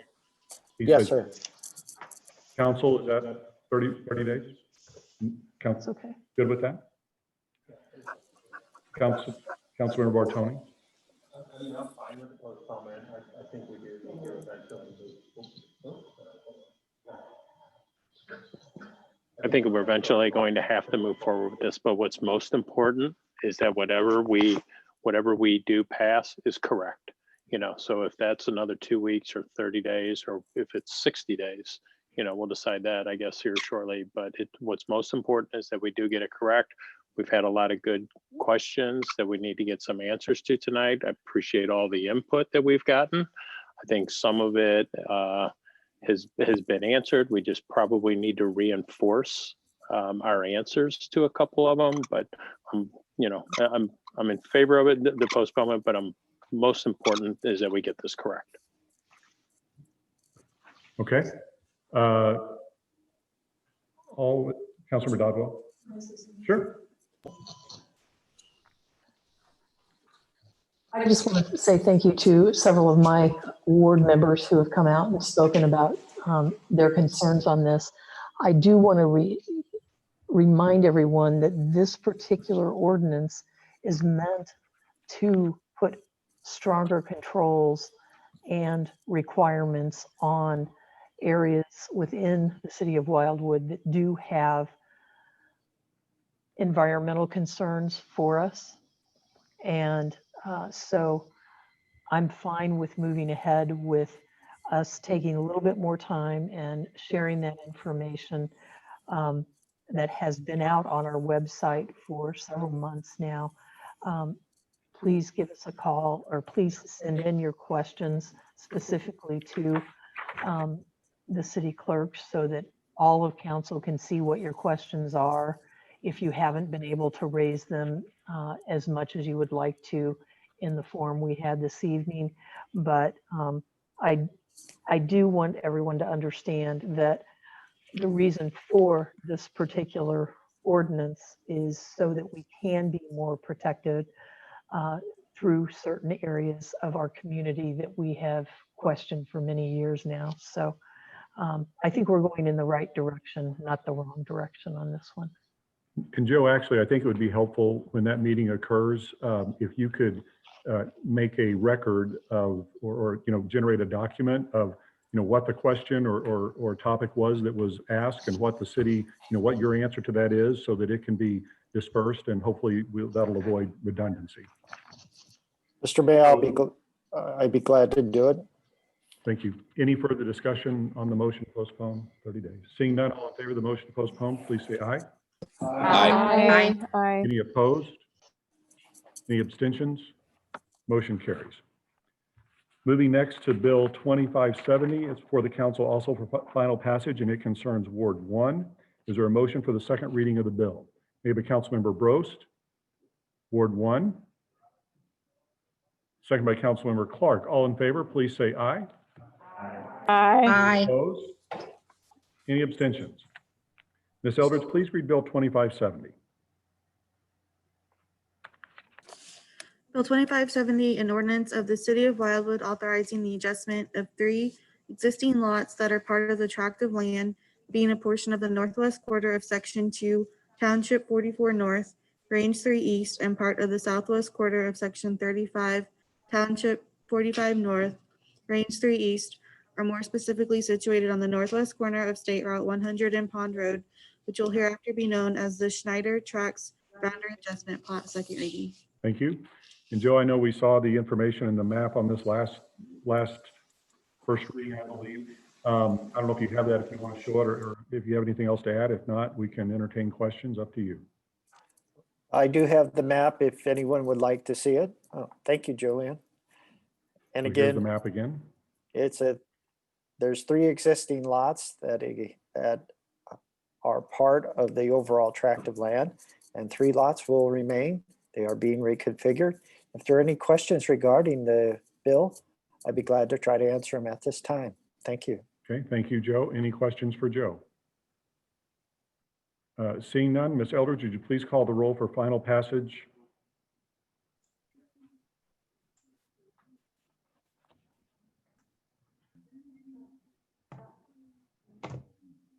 Can this wait till after we pass the bill here? Does it? Okay.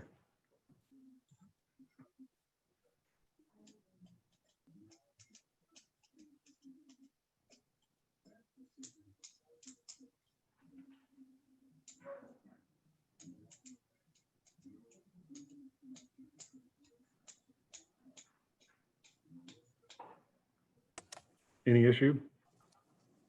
Okay. Roll call vote for final passage of Bill 2570. Bill 2570, Councilmember Garitano, Yes. Councilmember Flasher, Yes. Councilmember Bertolino, Yes. Councilmember Dodwell, Yes. Councilmember Nyan, Yes. Councilmember Bartoni, Yes. Councilmember Bros, Yes. Councilmember Clark, Yes. Councilmember Edens, Yes. Councilmember Remy, Yes. Councilmember Farmer, Yes. Councilmember Phelan, Councilmember Bowman, Trying to unmute, yes. Councilmember McCune, Yes. Councilmember Rainbow, I abstain. Councilmember Hood, Yes. Okay, bill passes. Moving next to Bill 2571. It's before the council for final passage as well, and it concerns wards 2 and 4. Is there a motion for the second reading of the bill? Made by Councilmember Edens, seconded by Councilmember Bartoni. All in favor, please say aye. Aye. Any opposed? Any abstentions? Ms. Eldridge, please read Bill 2571. Bill 2571, an ordinance of the City of Wildwood, Missouri, authorizing the mayor to negotiate and execute a city consultant agreement with Geotechnology Incorporated for environmental services on the Strecker Road sidewalk project within the City of Wildwood. Second reading. So Rick, I know we had a lot of discussion about this at the last meeting, and the issue was whether we actually needed to do boring samples and all that, or could they just, I think the whole idea of this was to determine whether there was dirt disturbance only in that area. So do we have a revised number? And if so, what is that number? Mr. Mayor, yes, thank you. I did bring that issue up with Geotechnology and provided some feedback in my memo that was posted for our work session, but essentially their concern was that simply doing the geophysical testing wouldn't determine if there was actually chemical contamination. And Rick, with all due respect, that's not what this is about. The reason for the geophysical survey is to determine whether there's been disturbance only. If there's been no disturbance, there's no need to test in the area. So this is not, they may want to test and want the money to do that, but that's not where this idea came from. And that's just not what it's about. It's about purely and only determining whether there's dirt disturbance in the sidewalk area, period. Then from that, we decide whether there's more to be done. the suggestion that Geotechnology had was if, essentially their recommendation was if there's concern about proceeding with the environmental testing and sampling, just start with the phase 1 assessment at this point and see what the determination from that work is, and then lead that to be used. What's the cost for that? Or not. What's the cost for that? The phase 1 environmental is only $3,500. That would provide enough data that they could determine if the testing can be refined or even eliminated. Councilmember Bartoni. I'm going to take a couple steps back and then get to a couple things. So, and I don't know if this question is going to be for you, Rick, or for Joe. We had a question earlier, the monitoring wells that are on the Ellisville Bliss side of Strecker, do they have anything to do with the sidewalk that we're proposing on the other side? Mr. Bartoni, in my opinion, no, they do not. Okay, and Joe, I think that those are actually monitored by Missouri DNR and not EPA, but I'm not 100% sure about that. Mr. Bartoni, again, I think you're correct. My understanding is that the ground monitoring wells that were installed by the city are being monitored by the Missouri Department of Natural Resources. Okay, and then to kind of clarify a couple other things, this sidewalk, in my opinion, is not the same as the special circumstance overlay district. I guess that's a question for you, Joe. Which is your opinion the same? My opinion would be identical to yours. I see them as very distinct components, and that one is a set of regulations. The other is a safety improvement that's being requested by many people in the area. At least that's what my understanding is. And that's mine as well. And this sidewalk is not being installed by the city as some sort of an agreement or a precursor to a site development on the Callahan site, correct? I would defer to Mr. Brown since he's worked through it with the residents in the area. My answer to that would be no, but we haven't actually made that contact yet. But it's a standalone project that the city is recommending. Okay, so kind of going back to what the mayor had started with, the ground disturbance, and just so like people on the council and the residents that are in the audience or maybe watching or that might not be familiar with this site, where we are proposing to put this sidewalk, people are walking on it now. So it's not like we're trying to put a sidewalk someplace where people aren't walking. People are walking on the dirt and the ground now, or they're walking in the street. Now, unfortunately, if you have a baby stroller or kids, most of the time they're walking in the street, and it's really dangerous area. There's a lot of curves on that road. People unfortunately don't obey the speed limits on that road as often as they should.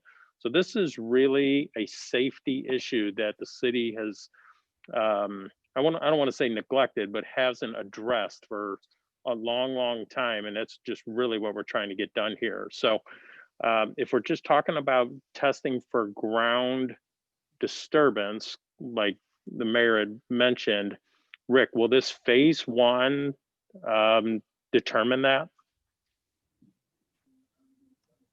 Well, it could help to uncover that in the investigation and the analysis that they do, which includes looking at aerial photography that's historic. So that's the first step, but not necessarily either.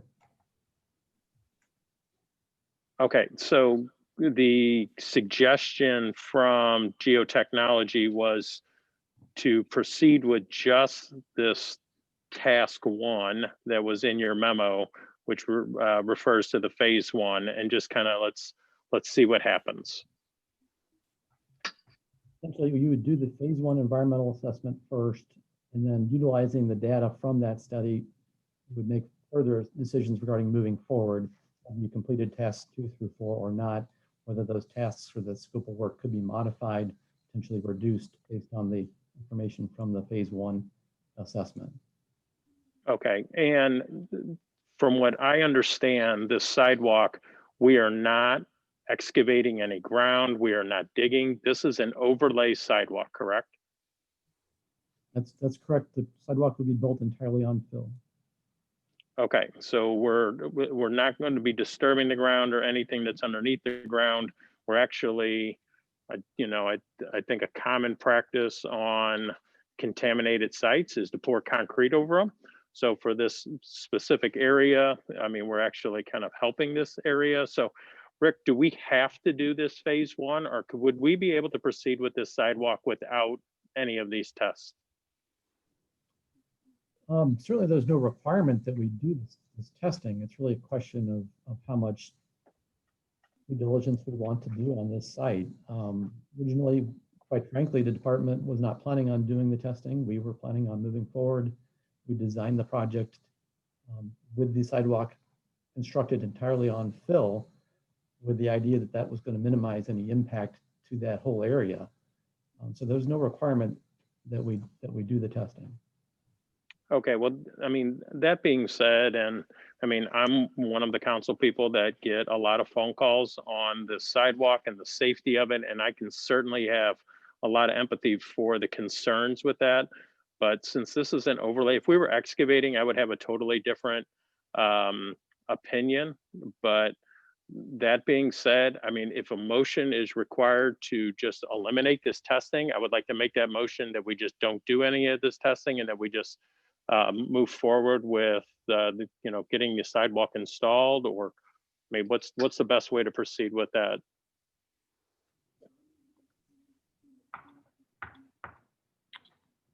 Would need to be a motion to amend the bill in front of the council. Is it correct, John Young? I can barely hear him. Yeah, I can barely hear you, Rick. You're gonna have to speak up. I was suggesting, John Young, would you agree that need to be a motion to amend the bill to eliminate some of the scope of work or the tasks that were? We will have to. I've already talked with the city attorney, Rick.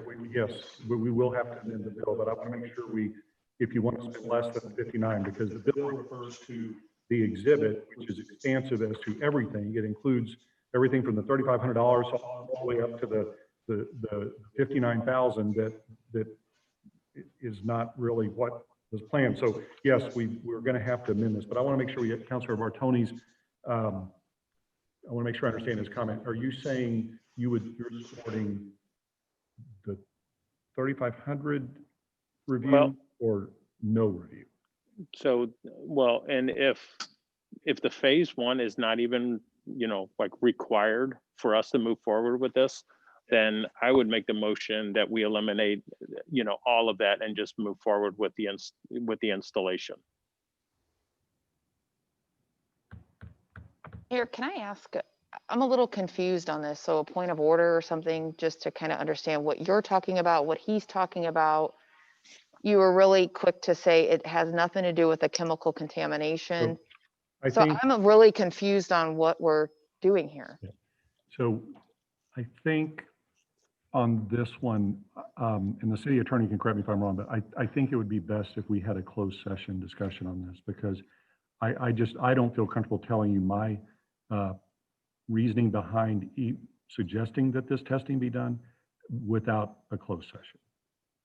So but for point of order for the public, what I'm asking is that what's been presented and what Councilmember Bartoni's asking, you're trying to say that these are two separate things, the testing and then the sidewalk laying. So you want to separate those two things out? Is that what you're trying to do? Well, the sidewalk and the testing are two separate things, but I was referring to the separation between just a provisional phase one for 3,500 that doesn't include, it's a scope of work differentiation. 3,500 to just do a phase one on the subject area versus doing boring samples and so forth. But I mean, it's clear to me, I don't think the council has been, I don't think the information has gotten to the council and or it's not fully understood. So I would ask that we move this for 2 weeks so we can properly notice up a closed session and we'll discuss it at the next work session. A motion to postpone then. For 2 weeks, because I think there's more. Okay. I'll make that. So we'll give it to Councilor McCune, second by Councilmember Dodwell. Any discussion on the motion to postpone another 2 weeks? Councilmember Edens. Yeah, I think there's nothing wrong with going ahead and moving forward with a phase one. The sidewalk has been delayed and delayed and delayed. Based on those results, we can put a pin in the bigger expenditure items and add them as additional testing if necessary for a phase two. But I just see this as another delay for a sidewalk improvement in public safety. So Against postponement and doing a $3,500. I'm saying move forward with phase one now. And Okay, so we got a motion to postpone, so we'll see what happens. You can vote against the motion to postpone, and if it fails, then we can come back and you can amend the bill to that effect. Councilmember Bartoni. Yeah, I agree with Lauren on this. I mean, we've delayed this for, I don't know, 20 years, so I mean, and if the council is fine with moving forward with a phase one to get this moving today, I'd be completely on board with that. But I mean, I'm just not in favor of postponing this for 2 weeks. I just don't see the need to do that. Councilor McCune. So if we approve the phase one, how soon until we break ground? Or how soon will this start? I mean, Rick, what's the timing? Well, we've got to acquire easements from Callahan Properties. That is in progress. However, the environmental aspects are certainly conditioned on that acquisition of easements. So the two are linked together. I think. So Rick, what's your best guess as to what's the best guess answer to that question? Well, if we can get the testing done and get the easements in hand, we could let a project still get this year, I believe. But we still have some substantial hurdles. So it's not going to happen this week. The hurdles are acquiring the easements and addressing the environmental concerns, whatever they may be. Okay, I respect your ward and I respect everything. I just think that the timing and what we're trying to understand fully, I think we all need this just to make sure we don't put the cart in front of the horse and we get this all blurred. I like what the mayor is recommending is that we need to go into closed session, understand a little bit more before we do anything. Councilor Bartoni. So Rick, you made a comment. Are the easements contingent on this phase 1 testing or any testing? Well, typically that would be the case. In my mind, yes. If we're going to be doing a phase 1 in or environmental testing and sampling, our acquisition of easements would be conditioned on the results of that work. Can Rick speak up? I can't hear. Yeah, we can't hear you.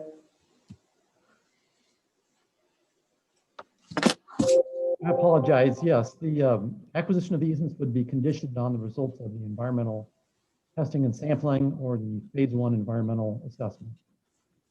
And is that a condition of the buyer or the seller? Buyer. Us. The buyer. John, you may want to speak to this a little bit more than myself. It'd be a condition of the city. I think what Mr. Bartoni is trying to get at is there any reason that we can't move forward with the easement acquisition discussion at the same time we're looking at the phase 1 so that we can move along this process a little bit more expeditiously? We would be doing that. I think Rick, tell me if I'm wrong, what I think you're saying is they would go together concomitantly, but the acquisition would not occur, of the easements would not occur until after the phase 1 results have been provided to the city. But they would occur simultaneously. That's correct, Mayor. Thank you. Okay, motion to postpone is on the floor. Roll call vote on postponement, please. Councilmember Flasher, Yes to postpone. Councilmember Bertolino, No. Councilmember Dodwell, No.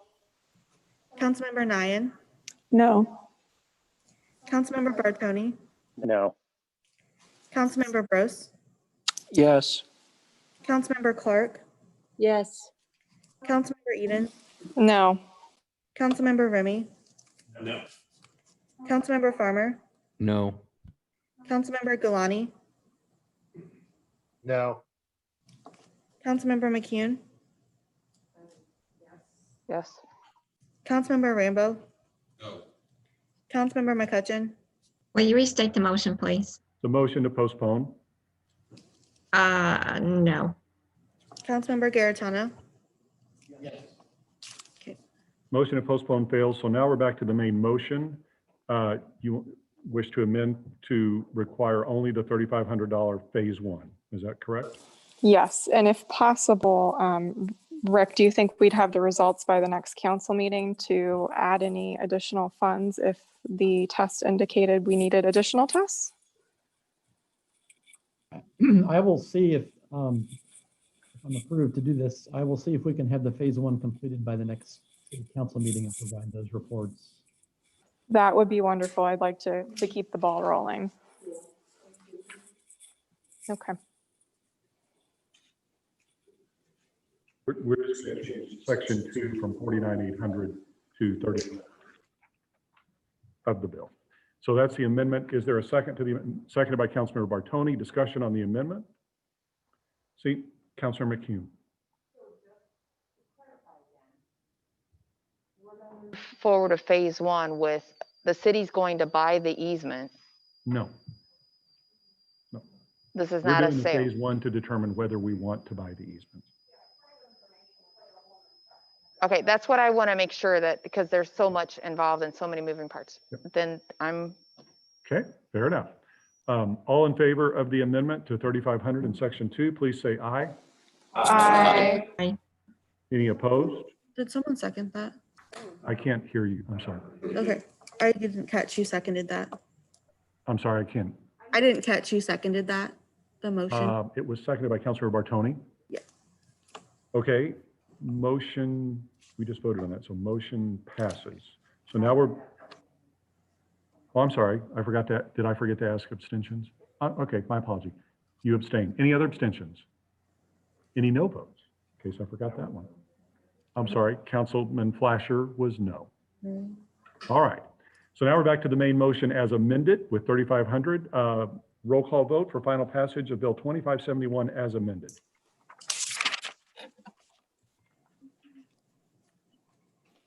Councilmember Merlino, Yes.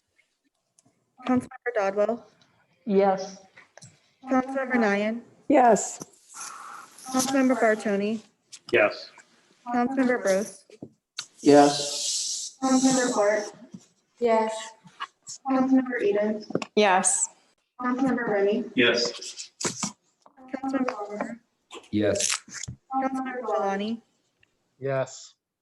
Councilmember McGee, No. Councilmember Rainbow, Yes. Councilmember President, Yes. Councilmember Gaetano, Yes. Councilmember Flasher. No.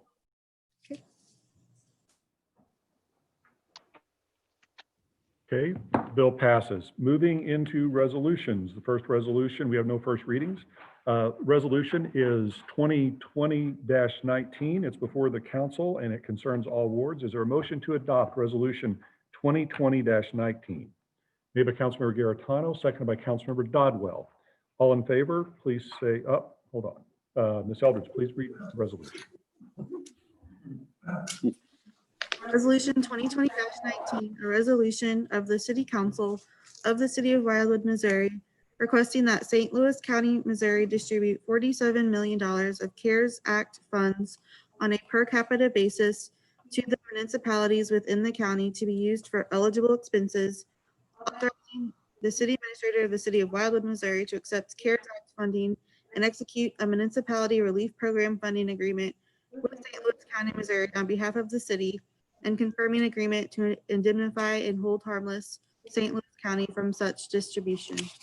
Okay, thank you. So as indicated in the agenda, this resolution is being presented by me. It's actually, the impetus for this is, came from the St. Louis County Metro Municipal League. And the reason for it is to obtain the CARES Act funds that the county is going to be distributing to municipalities, we must have this ordinance passed and in place. And Mr. Cross is with us in the building. He's in the community room this evening. And as you know, has been working on our budget issues and is well aware of this. So if there are any questions, Steve or I could address those or answer those. Otherwise, we'll proceed to a vote on the resolution. Any questions on resolution 2020-19? Seeing none, all in favor of the resolution, please say aye. Aye. Aye. Any opposed? Any abstentions? Resolution carries. Thank you. Moving next to resolution 2020-20 for the council, and it also concerns all wards. Is there a motion to adopt resolution 2020-20 made by Councilmember Remy, seconded by Councilmember Gaetano? Ms. Eldridge, please read the resolution.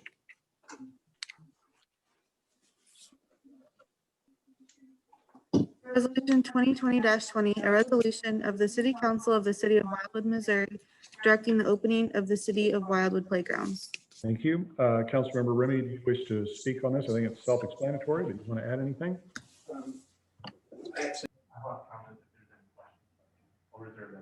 Okay. Councilor Gaetano, anything you want to mention? Sure, I'll be happy to make a few comments,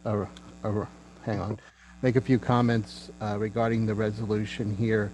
And I'm glad that we have a resolution before us, at least to be able to take maybe some action here. I hope we take action here because there is a big demand from our community to see the playgrounds reopen. I was at the community park this weekend, and it's unfortunate because we had carloads of people with children that pull up, and the community park is all fenced off with signs that say the park is closed and that the city council will be making a decision on Monday.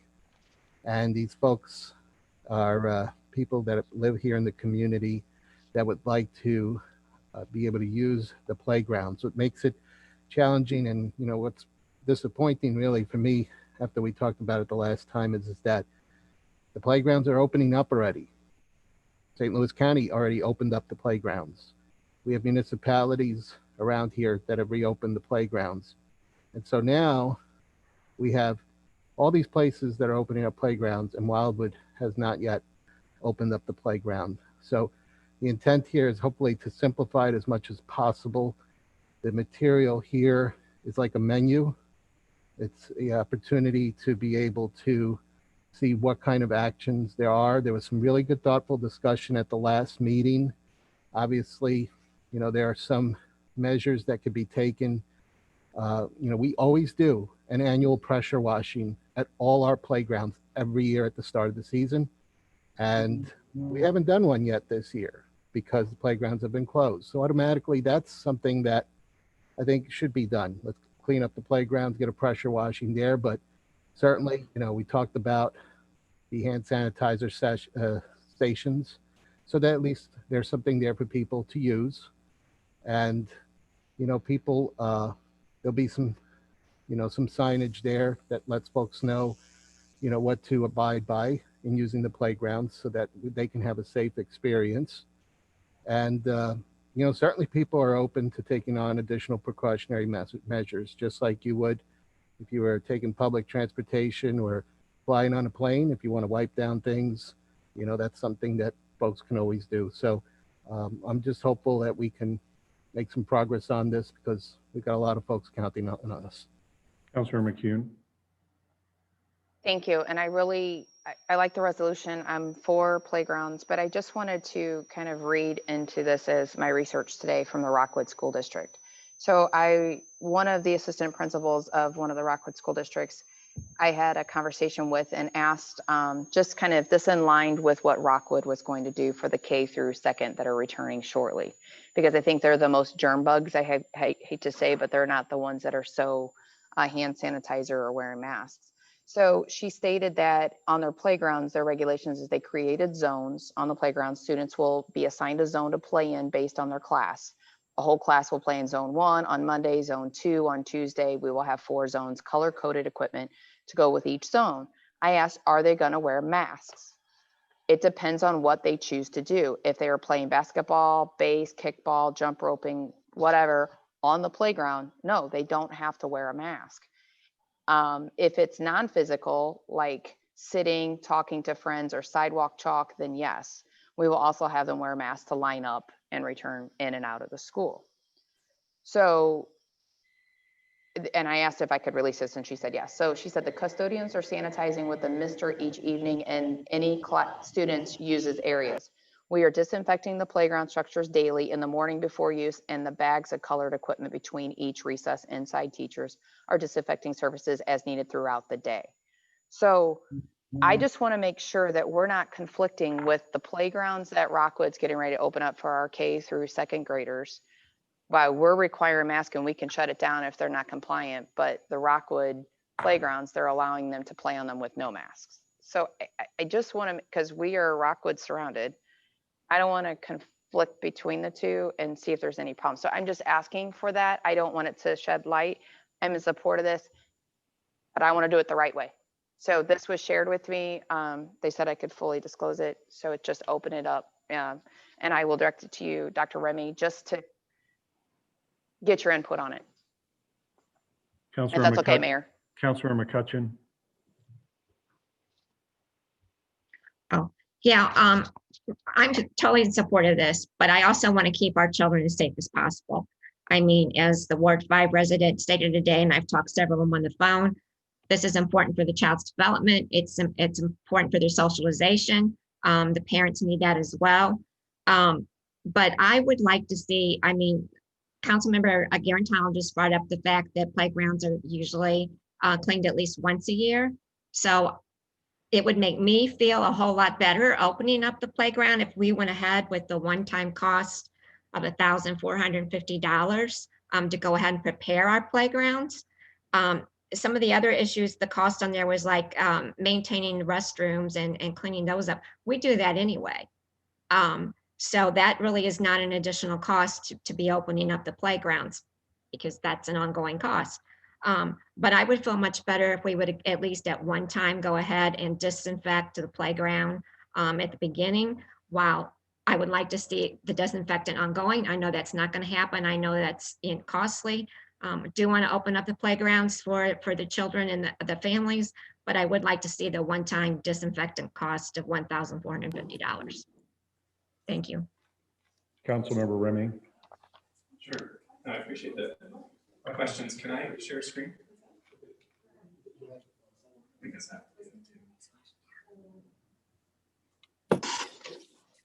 I appreciate the questions. Is it possible for me to share my screen? Could have it, go for it. Thank you. So no, I appreciate the questions. These are thoughtful questions. In full disclosure, for the past couple months, I've been working myself, and there's about 7 of us at Wash U that have been advising a lot of the public and private schools on these issues. And we've published, some of us have published specifically on this, others we published on related areas. And as of this morning, I was actually part of a CDC NIH conversation specifically on children in schooling, including playgrounds. So I appreciate this because I think it's a timely conversation, and I'm in full support, obviously, because I'm one of the co-authors of the resolution, as I've been in support to getting our kids back in school in person for the past couple months. So if I can share my screen now. I think it's an important topic, and I just want to make sure everyone understands at least what the current level of science is without being giving you a science lesson, if that's okay. So, so just so everyone understands it, I'm going to minimize this. We are certainly fortunate that as of right now, we're sort of flat with maybe a slight increase in the past couple days in at least the St. Louis County area, but we certainly do have a number of cases in this area. So let's not kid ourselves that we certainly do have COVID in and around St. Louis County. If you look at the CDC guidelines, and this is also similar guidelines that WHO and the Canadian Association for Pediatric Society in the UK have all adopted these same things. And, you know, when we first started this in March, we had a lot of good data from other viruses, but not specifically COVID. Now we've got emerging data in a number of different fashions. And frankly, these things are the mainstays. And so you can't get away from wanting to do something safe for kids, especially with taking away and not being at least, you know, making sure that you've got some of these things. And this includes both indoor and outdoor when there's potential exposures. So just to put this into light, so a nice study that came out in New England Journal of Medicine in 2020 looked at 4 different surfaces comparing COVID-19 to the previous precursor of the SARS virus back in 2004. And I just want to draw attention here that it is absolutely true that this virus, especially one untouched, can live on surfaces up to 72 hours. And so this is just comparing the 2 viruses. And I circled here plastic because a lot of the playground equipment is either going to be some sort of metal or it's going to be some sort of plastic. We also, this comes up frequently, we do know that it's disrupted by the detergents and by alcohol bleach. And I say that because this study that I just showed you before is untouched. Meaning, if you were to, for instance, disinfect your hands on a routine basis, it is unlikely that you are going to actually have a large enough inoculum of the virus on your hand per se, if you're to actually touch your face and get sick on a routine basis. But we don't know. We do know that UV light, it could have sensitivity, but this is all based off SARS in 2004. The CDC's recommendations, and this is steadfast, and I actually polled today, and Joe knows this, I polled 15 of our members, and everyone was uniform on this. That, don't have the playgrounds or parks being overcrowded. Certainly make sure that children follow guidelines, have distancing, wear a mask, and wash your hands often. And that is how we think we can mitigate at least transmission. And the reason why it's important specifically to wash your hands and to wear a mask is because it's common that everyone touches your face and your nose. And that is in part what we think actually how children can spread the disease, because they frequently will touch their faces. And so that mask provides you not only an exhalation benefit, but also a benefit to not touch your face. And so the recommendation from the CDC, as well as those other organizations, is to certainly keep those mainstays. When you look at high-risk activities, summer camps at playgrounds, and it's because of the surfaces and it's because of the ability for kids who are wanting just to have fun to perhaps leave away these sorts of requirements, such as distancing, because they want to play with other kids that are not perhaps part of their group, or they want to touch lots of surfaces and then put their hands in their mouths. That's one of the reasons why it's listed as a high-risk outdoor activity. More importantly, if you look at high-risk, moderate, and versus high-risk activities, believe it or not, spending an hour at the playground is considered low to moderate risk. But this is the caveat. This whole paradigm is all based off of one central theme.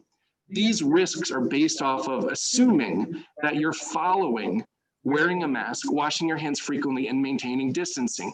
So if you don't do any of those aspects, this spending an hour at the playground moves all the way down. And that's the big fear. And that's why when Joe and I talked about this, and we wanted to make sure this was in line with what a number of folks, including myself, were advocating, that we were at least meeting the minimum requirements so that we can keep kids safe on the playground.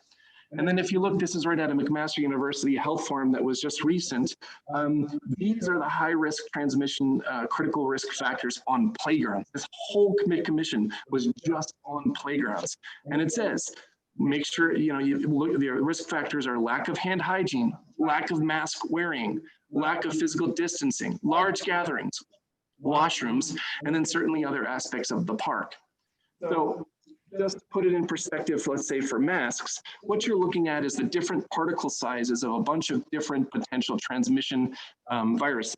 And so if you think about COVID, for instance, it doesn't really matter whether you think it's 1 to 20 microns versus being a little bit smaller, because when you compare not wearing a mask between wearing a surgical mask or a K95, you get substantial reduction in particle transmission by just wearing that mask. And just as a comparison, if you decided to wear a t-shirt over your face, it does not protect you for that moment, which is why these masks are so important. And this is across the board with breathing, talking, and coughing. So to answer your question about, if there's discrepancies, well, the discrepancy in part is based off capabilities. If you could wash our playgrounds continuously through the day, that would be one way actually to open up the playgrounds. But it's exceedingly expensive to do that on a routine basis. And frankly, it doesn't mitigate the fact that if you're not wearing a mask, that you're still not touching potentially a contaminated surface and touching your face. So recommendations that we gave to private schools, including my children's school, is that they actually do wear masks on the playground.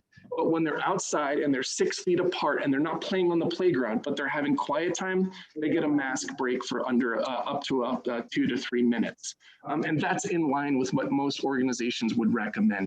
But so these are the 3 ways that you could get to doing this safely. And to Councilmember McCutcheon's point, I have no problem whatsoever of doing a good wash the first time.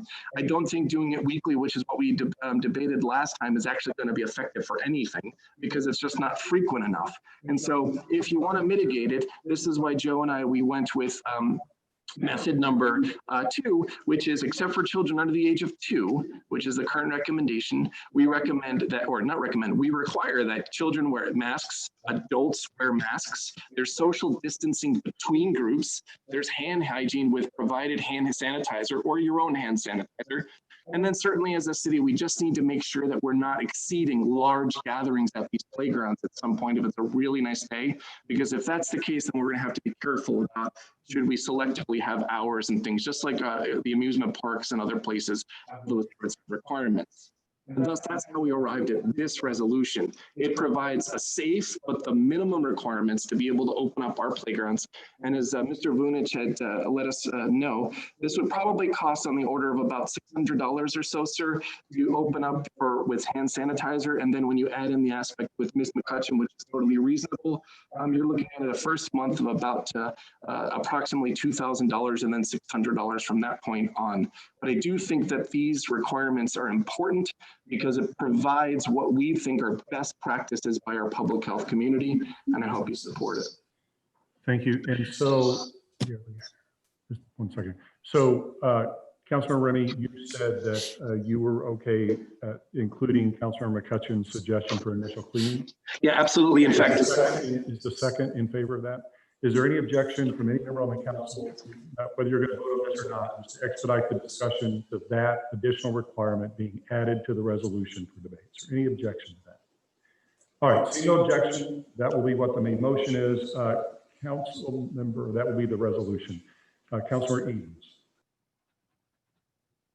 Yes, actually, that question was answered that I had by Dr. Remy earlier, which was we were going to be rolling in the weekly cleaning, which I didn't think made a whole lot of sense because it wasn't frequent enough to really do the job. It sounds like that's not necessarily on the table. I do just want to make sure that we are cleaning the bathrooms enough. Because I do think that they should be open as soon as possible, rather than the current porta potty situation. And as a side and joyous note, we do have to evict a squirrel that's living in a cute wooden playhouse and community parks playground. It has taken over, so it is high time we kick the squirrel out and let our kids play, but in a safe manner. So thought I'd add a little bit of levity, but I appreciated the presentation. Councilmember Dodwell.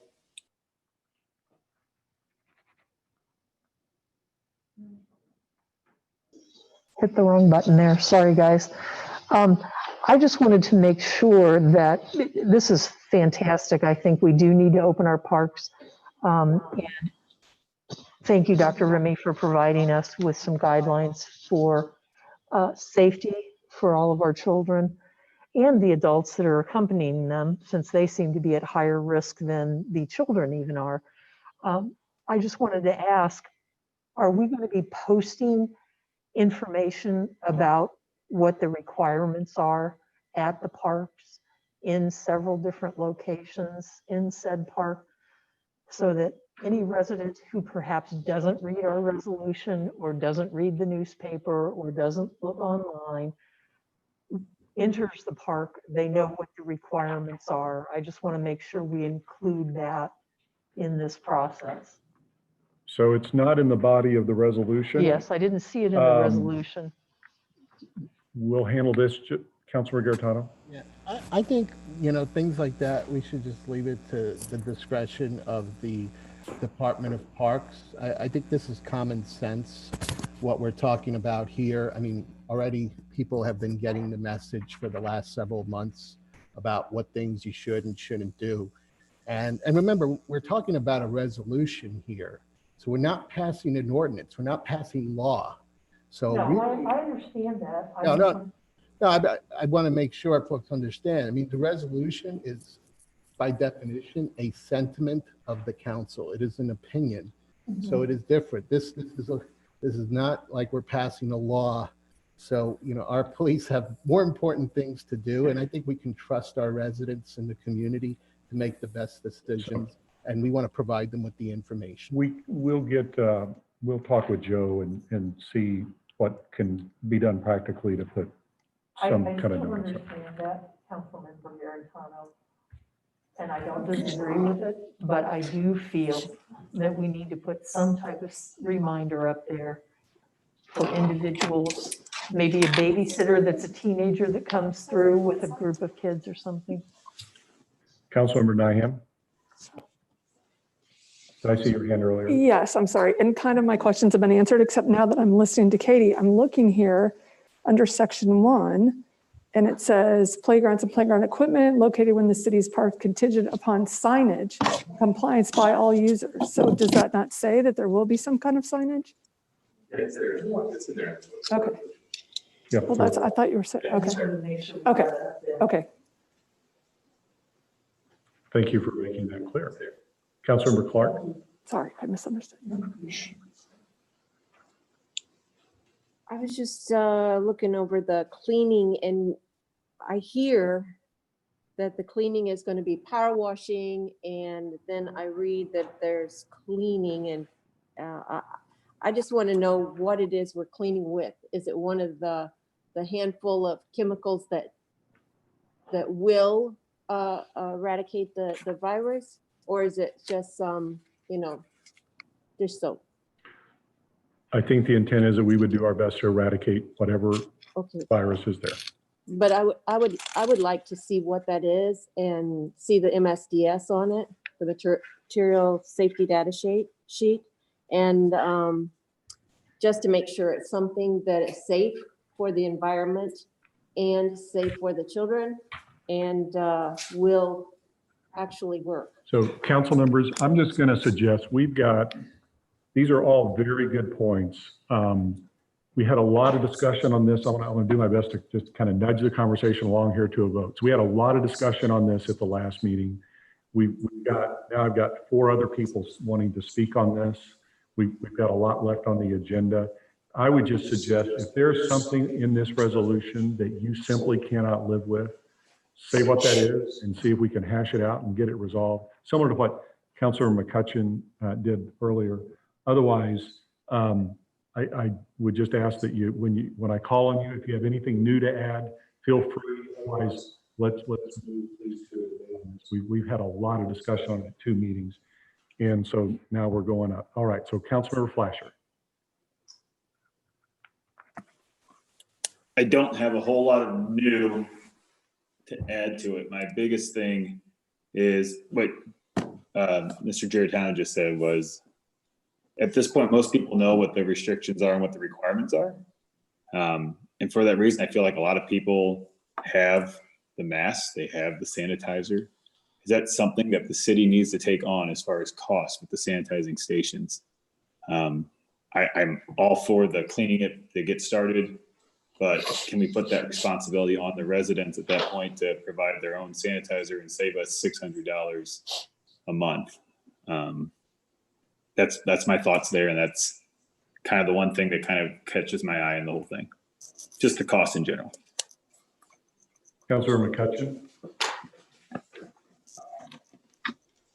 I just wanted to throw out there that we just made a resolution to apply for the CARES Act funds.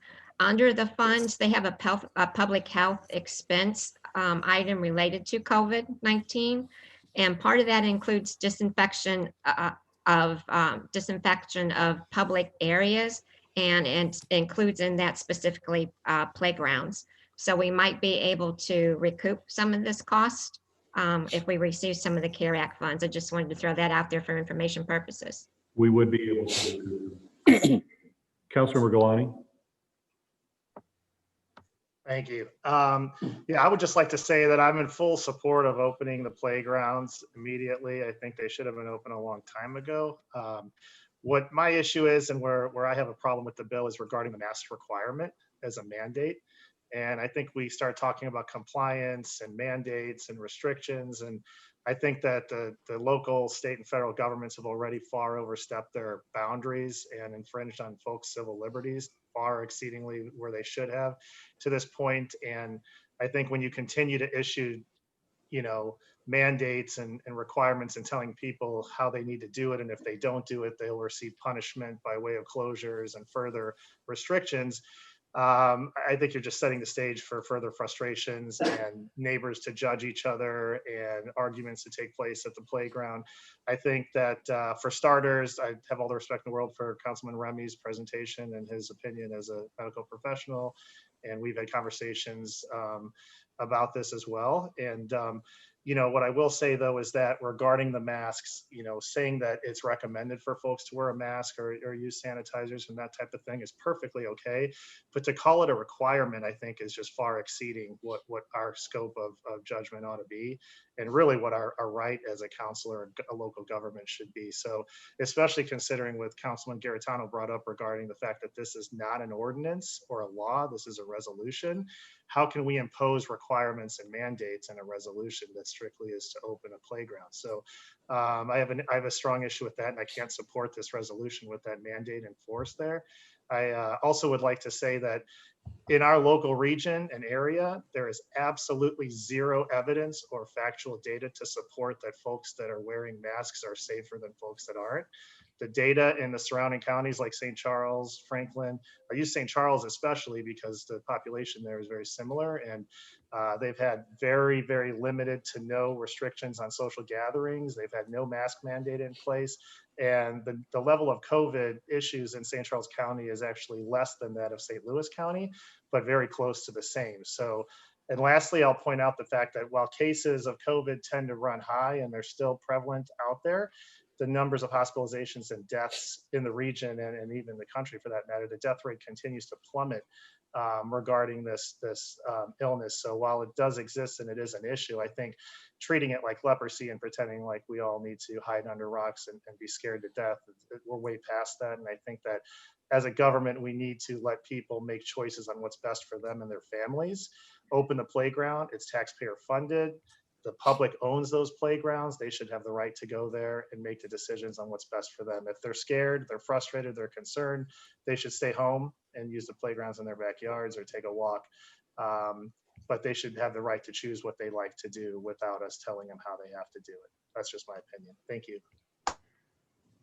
Councilor Ray, for clarification, I just want to be clear. Is it in fact a requirement that masks would be worn, or is that the resolution? It is absolutely a requirement. Data from the rural counties that the council member is referring to actually have had an increase because of their lax mask wearing, and that's been I just defined. didn't know if it's a requirement. So It's a requirement. Okay, thank you. Just want to be clear. Councilor Bartoni. Thank you. I do have something new. So at least I don't remember who came up and spoke. I didn't catch her name, but to answer her question, no, I don't have any school age kids at home. But I mean, I definitely have a lot of respect and hats off to parents juggling work and school and everything they're going through. All in favor, and kind of like what Crystal was saying, what Rockwood's do at St. Albans is also, they're just allowing one grade at a time outside. And you got to remember also, they're going to have teachers and monitors on these playgrounds to help these kids, you know, stay in line. But what I have that is new is, how is this enforced? And that is kind of the $60 million question is, are we going to have on this sign that if you see a resident not wearing a mask, call this number? No. Or what are we going to do?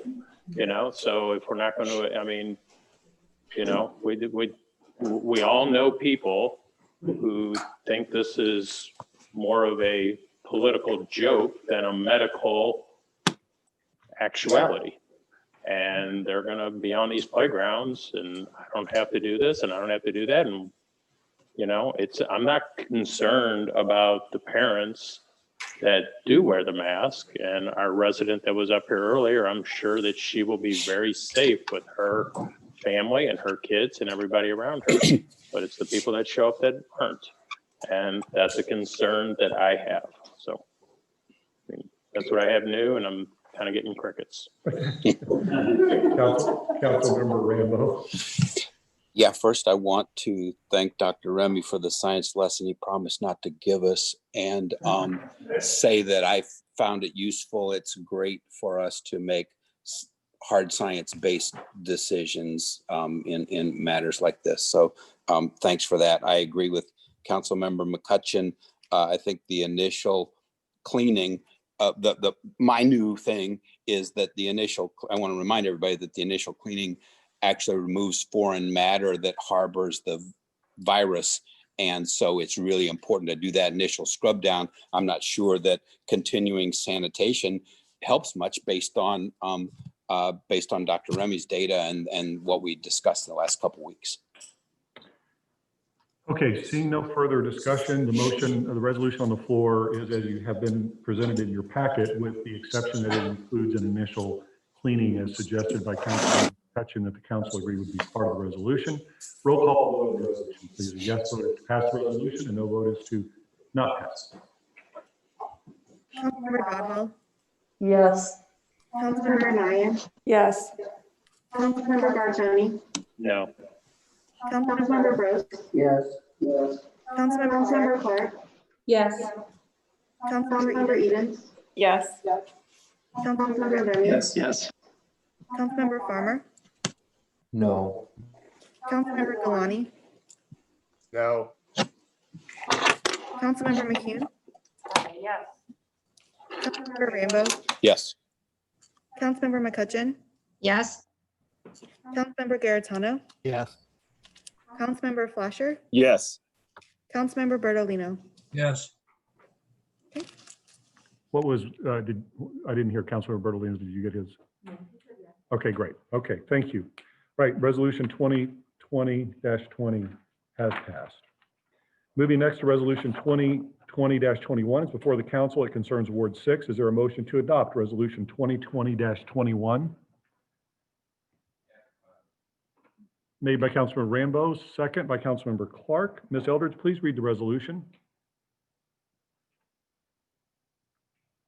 Resolution number 2020-21, resolution of the City of Wildwood authorizing the mayor to execute a donation agreement with Ms. Joanna Yost for approximately 27-acre site for future park property of the community. Okay, thank you. And I know we were presented with information on this at the last meeting. Joe, do you have anything further to add relative to that? Mr. Mayor and members of City Council, previously you were presented a resolution supporting the acceptance. Mr. Young and the attorney for the trust have worked out the donation agreement, and this would be what I consider the final step toward making the property part of the City of Wildwood's assets. Thank you. Any questions for Joe or any discussion? Seeing none, all in favor of the motion to adopt resolution 2020-21, please say aye. Aye. Any opposed? Any abstention? Resolution passes. And finally, moving to approval of expenditures under miscellaneous. You've been provided with those. If you have any questions, we can entertain them. Otherwise, I would ask for a motion to approve the expenditures made by Councilmember Clark. Oh, I'm sorry. Okay, let's get a motion on the floor. Made by Councilmember Bartoni, second by Councilmember Gross. Councilmember Clark, your question? Yes, I noticed that on the expenditures, we have mobile phone service under Verizon and phone service under Windstream. The last I looked at the FCC list of companies that still use Huawei and ZTE, both of those were listed. Can you address that? Would that be Joe? Joe, Is that your department? Mr. Bennett. Actually, it's not me. It's typically either the Department of Administration or in this case, Mr. Young, our city attorney.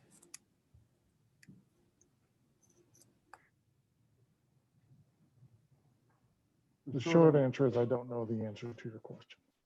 So if you wanted to, Councilmember Clark, you could actually make an amendment that those expenses be removed and presented at the next council meeting, subject to that research being done. Would you like to do that? Yes, I would like to make Okay. that amendment. Is there a second to the amendment? Seconded by Councilmember Edens. And everyone understands what Councilmember Clark, okay. So now the discussion's on the amendment. Any discussion on the amendment? Seeing no discussion, all in favor of the amendment, please say aye. Aye. Any opposed? Any abstentions? So we now have the motion to approve the expenditures as amended, which means that those particular expenditures, and if you could provide those to Steve Cross, just so there's no, after the meeting, to make sure there's no confusion as to which ones you were referring to. Councilmember Edens? Okay, all right. We do a vote on that? I think we did, yes. So now we're back to the main motion as amended. All in favor of the main motion, please say aye. Aye. Any opposed? Any abstentions? Motion carries. All right, Councilmember Edens. May I make a comment under miscellaneous? Yes. Okay. I just wanted to address a little bit of the public comment earlier and make sure that council and our comments were not previously misconstrued.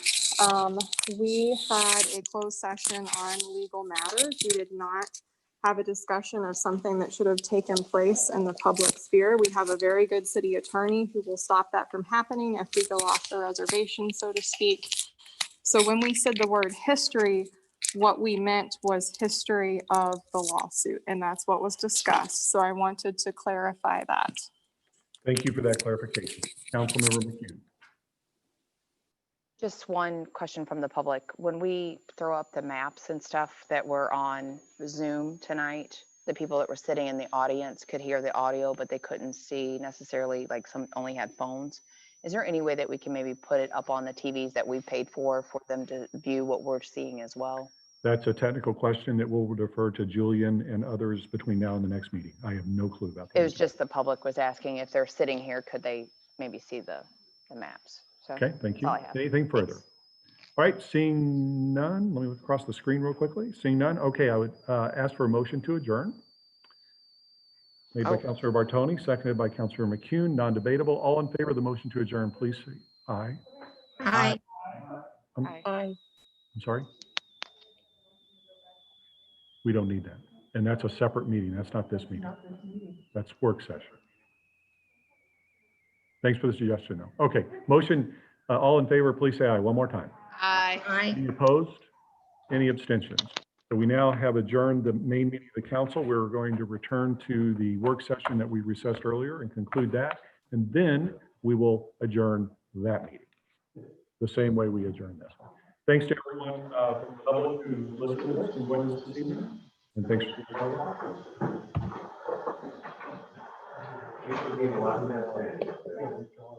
yeah. That outlast very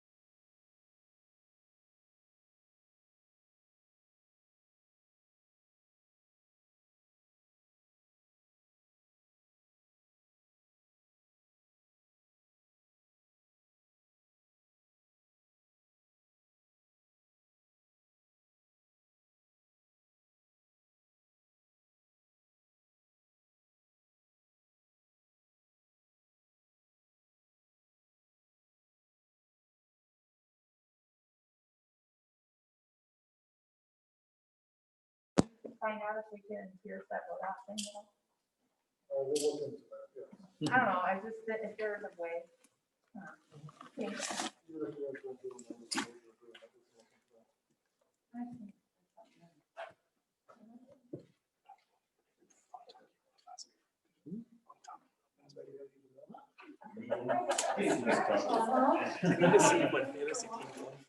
Yes. I don't want Travis Kelce.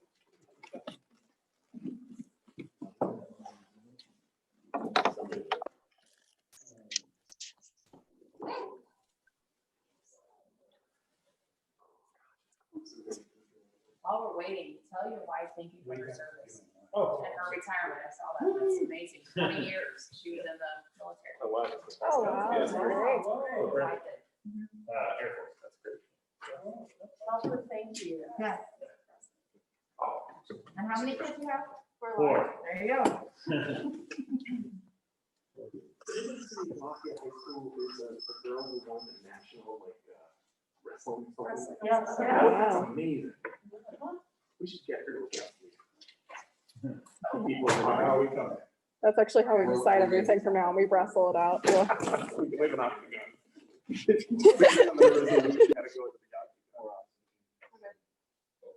I know Rambo's tough. Right. So where do we go to get that from?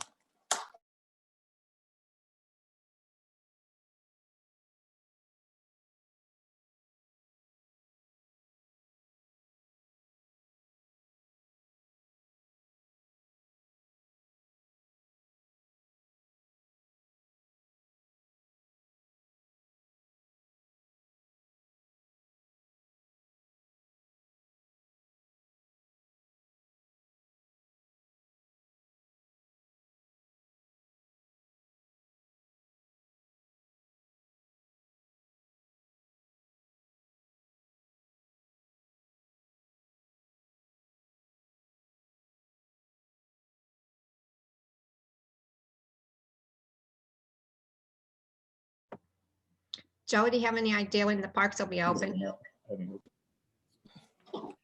I were to offer my best guess, hopefully, if everything went perfectly, probably Wednesday, but we'll have them open for the weekend for sure.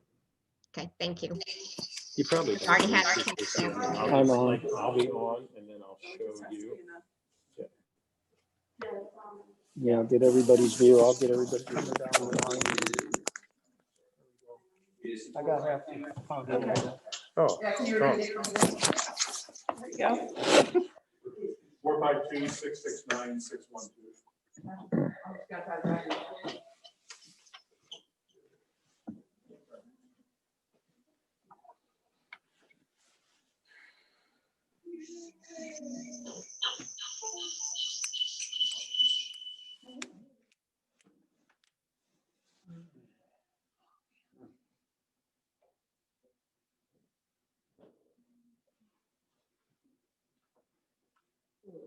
Okay.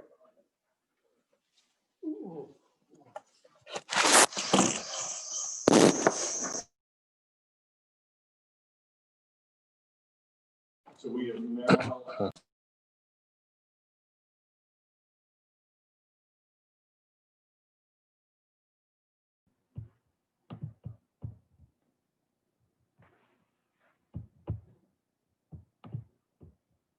Okay, so council members, we are now back in session for the work session, and all that remains is a motion to adjourn. Would someone like to make that motion? Made by Councilmember Bartoni, second by Councilmember Farmer. Non-debatable. All in favor of the motion to adjourn, please say aye. Aye. Any opposed? Any abstentions? We are adjourned. Thanks again for everyone for watching, and thanks to you, council members. Have a great week.